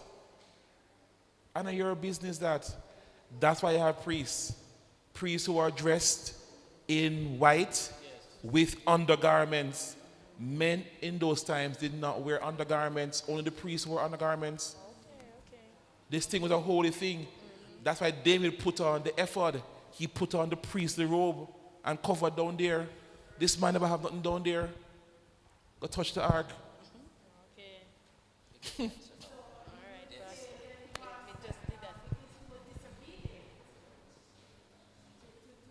God don't like presumptuous sins. Here. All right? It's like Annas and Sapphira. They would not have died if they had only said the truth. This lying thing and doing things is not of God. All right. So Nathan got this message, reported back to David, and told David that he was wrong. All right? God's prophets are human beings who at times in their lives may err. The fact that prophets chosen by God may make mistakes because of their fallible human nature does not constitute them being false prophet. Not because a prophet says something and have to take it back means they are false. A good prophet will say something based on their own thinking, and when God reveals to them the truth, they come back and say, you know, somebody wrong? Nathan did that. Nathan went to David and said, David, I was wrong. This is what the Lord says. That's how you know a good prophet. A false prophet will stay in it and defend it. That's a false prophet. Okay? Ellen White suffered this too, you know. They started the Sabbath in 1851. They wrote a pamphlet, Perpetual Time. Joseph Bates did it. He says Sabbath starts 6 p.m. to 6 p.m. A young pastor came and said to them, the Sabbath is not 6 to 6, the Sabbath is sunset to sunset. And they would fry the young pastor, including Energy White. But he was wrong. So the pastor explained to them, no, the Sabbath is sunset to sunset. Ellen White supported Joseph Bates. So Jane Andrews was the one that did it. And he struggled to explain to them. And everybody was against him.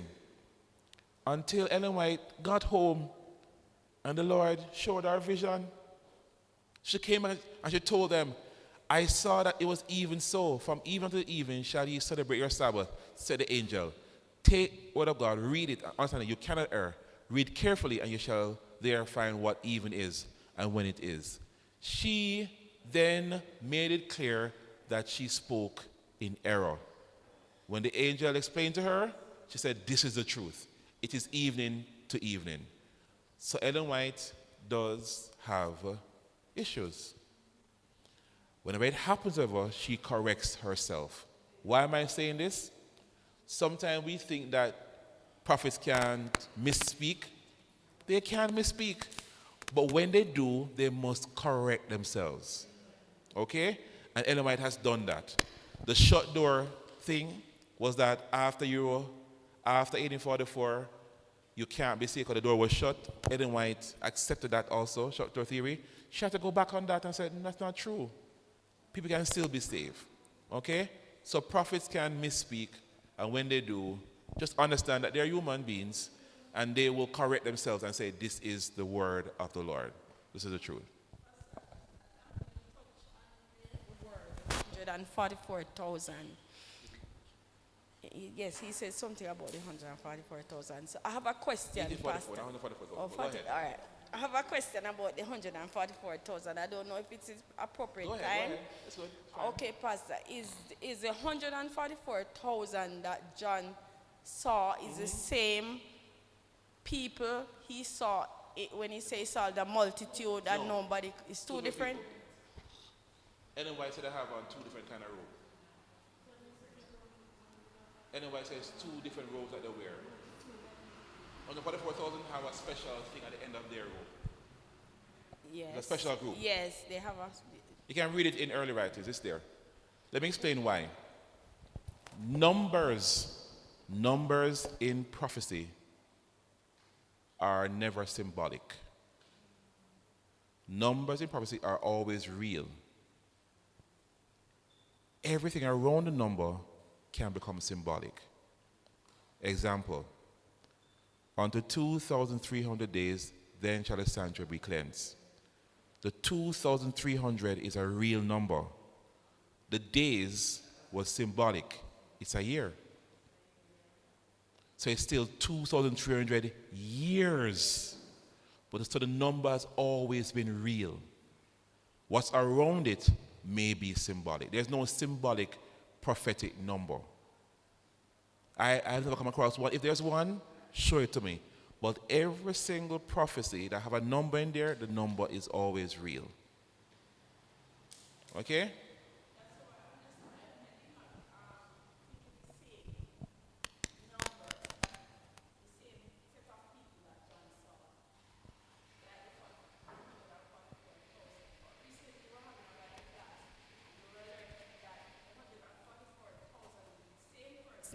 That John saw.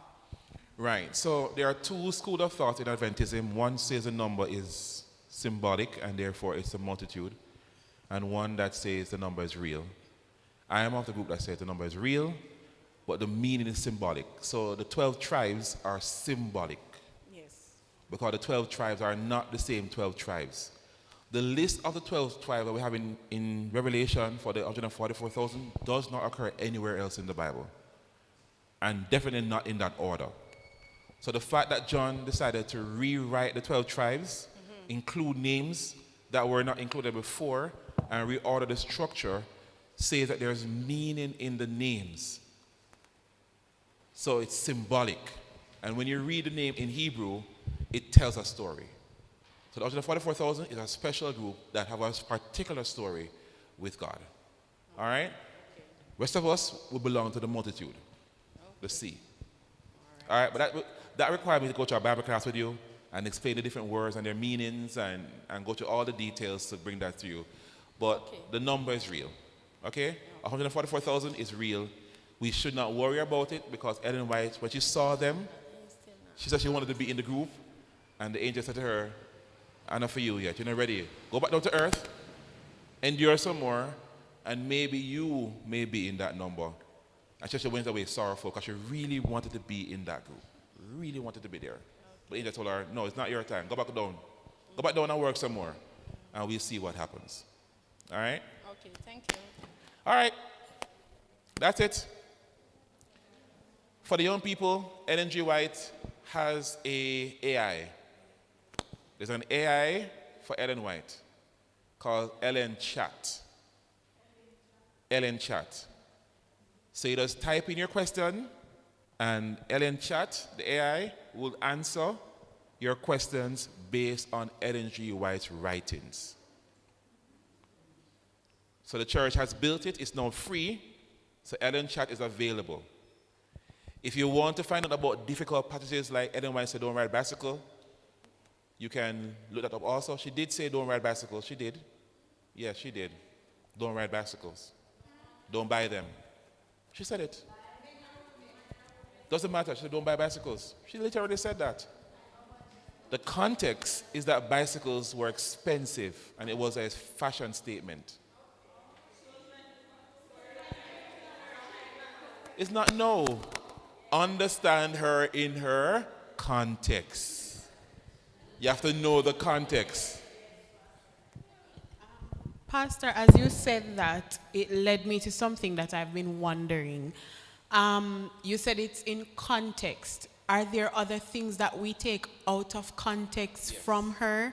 Because sometimes you're looking at things and I'm saying, some of the things that she said would have referred to her experience in her time. Because, an example, we had a Bible class the other day where we were talking about clothing and we were talking about wearing pants and stuff like that. And we were saying, in her day, that would have been relevant to say, don't wear pants because there weren't any female ones. But in our day, we have feminine pants and male pants. So anyone said don't wear pants? No, that's what someone was saying. You should dress according to I don't think anyone said that. contextualization. That's the thing. Ellen White went to a convention, camp meeting, and the lady had on a fancy hat. Ellen White tell the lady to take off her hat. Take it off. Put it beside you. Her hat was a distraction to worship. Yeah, but complete distraction. So take it off. Take off your hat and put it down. Ellen White is a very practical person here. She's very, very practical. All right? I think people misunderstand her. So when she makes certain statements, you have to read the context of her statement. You have to, because there's a reason why she's saying what she's saying. She says medication are poisons. She was right. In her time, they literally gave poisons. Cyanide. Literally gave you a poison, to cure you. So she was right. They gave them gold and mercury, which are poisons. She was not referring to today's science or antibiotics. She didn't even know what antibiotic was. It didn't even exist in her time. Right? She was correct. What they were given in her time was poisons. And yes, they were poisons. It's not the same today. Read Ellen White in her context. And her website, Ellen G. White Estate, has a full list of all of the continuous controversial topics like you can't go to heaven if you're eating meat. They have a Yeah. full article on that on our website to help us understand the context of what she was saying. Yes, Pastor. We were having a Bible class. We had Health Ministry Day, and there was a presenter. He was saying that we will not be translated, or we will not be a part of the 144,000 if we eat meat. How would you? Could you tell us that if Sister White The says sun is that? setting. Read it for yourself. Read it in our context. But Ellen White was not saying that because you eat meat you can't go to heaven. She was never saying that. You will not be a part of the 144,000. The 144,000 is a special group that even Ellen White herself didn't know she was a part of or not. That group is a group that does a work for God that is beyond regular Christian duty. Okay? Read her in her context. When that time of trouble come and God's going to come, many of us will not be running and down trying to cook chicken and cook fish. You're not going to have time for lighting a fire and a fry nothing. We're going to eat vegetable. We're on the run. You pick 2 leaf and 2 banana and go and eat some mango. Eh? Exactly. What a bush they go find fish. Where you go find fish at the bush?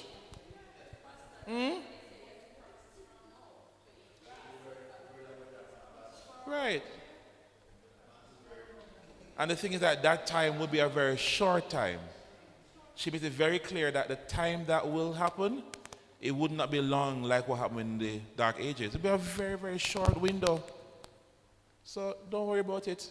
But as I said, every controversy that you have for Ellen White Estate, they have a full list. They call them issues and answers. One long list of explanation.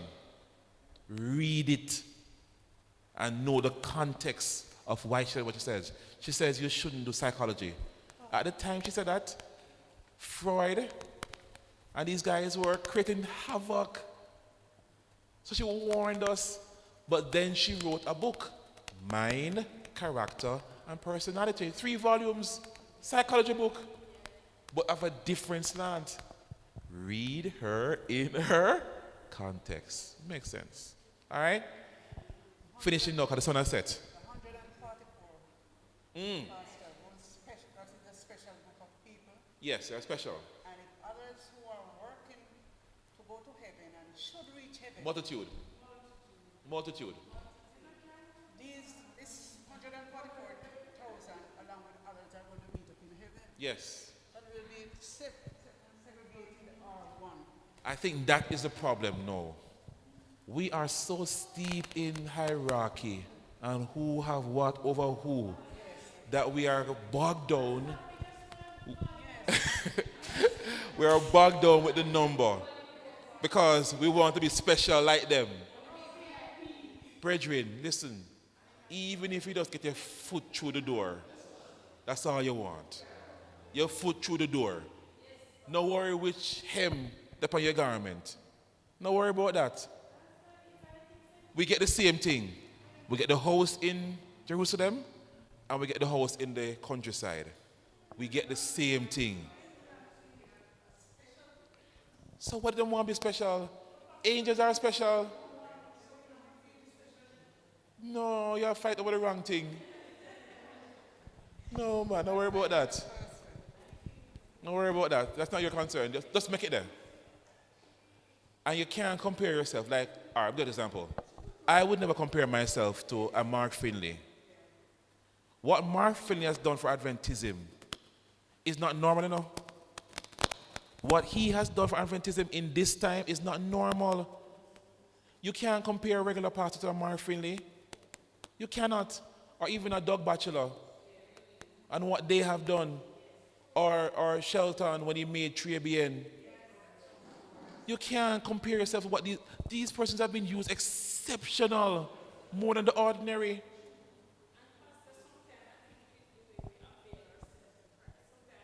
Afraid of saying that.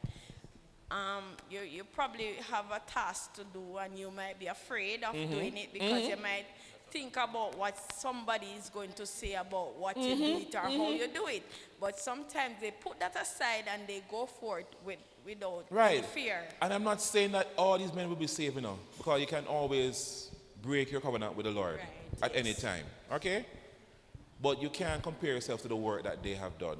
I cannot. I will not. I am nowhere near what these guys have done to advance the gospel. Nowhere near.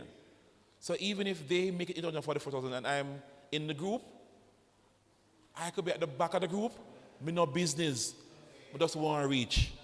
That's all I want to do. Just want to reach. Leave it alone. All right? But for that Bible class, that takes me about an hour and a half to explain because I go to the Hebrew and break it down for you and explain the implications. So it's a long discussion. All right? That's it. That's it. All right. Vote of thanks, and we're going to pray for Sister. Good evening, everyone. All right. Dr. Pastor Kemar Douglas, on behalf of the Micton Seventh-day Adventist family, which you are a part of, right? Always will be. I want to express my sincerest gratitude for you taking the time to come here and share this word with us. I'm sure a lot of us have learned a lot. The message was clear, and trust me, I was so interested. I drew out my book and my pen, and I couldn't stop writing. I felt like I was in a university. And with all that being said, we will bear everything you said in mind, and we also want to encourage you, please come back. No, sound convincing. Please come back.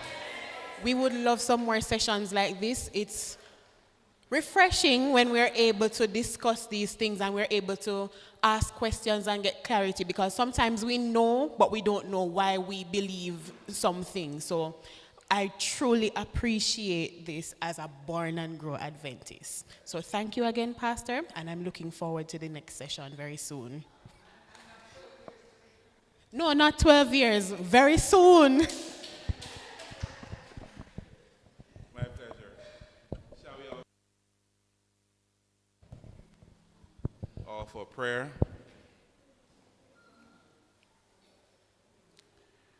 Our Heavenly Father, Lord, indeed we are grateful for the blessings of your Sabbath. We are grateful for the freedom that we have. We are grateful that the church has done everything it can to make knowledge available to its members. We are grateful that we can easily go online and find the details and research and get through and get information. We are indeed very happy for the fact that you have blessed us immensely.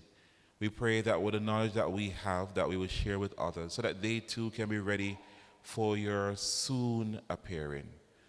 We indeed look forward to a week that we don't know what will happen, but Lord, you know, whatever you allow, whatever you will, it's always well done. So we lean upon you to guide us through this untried week.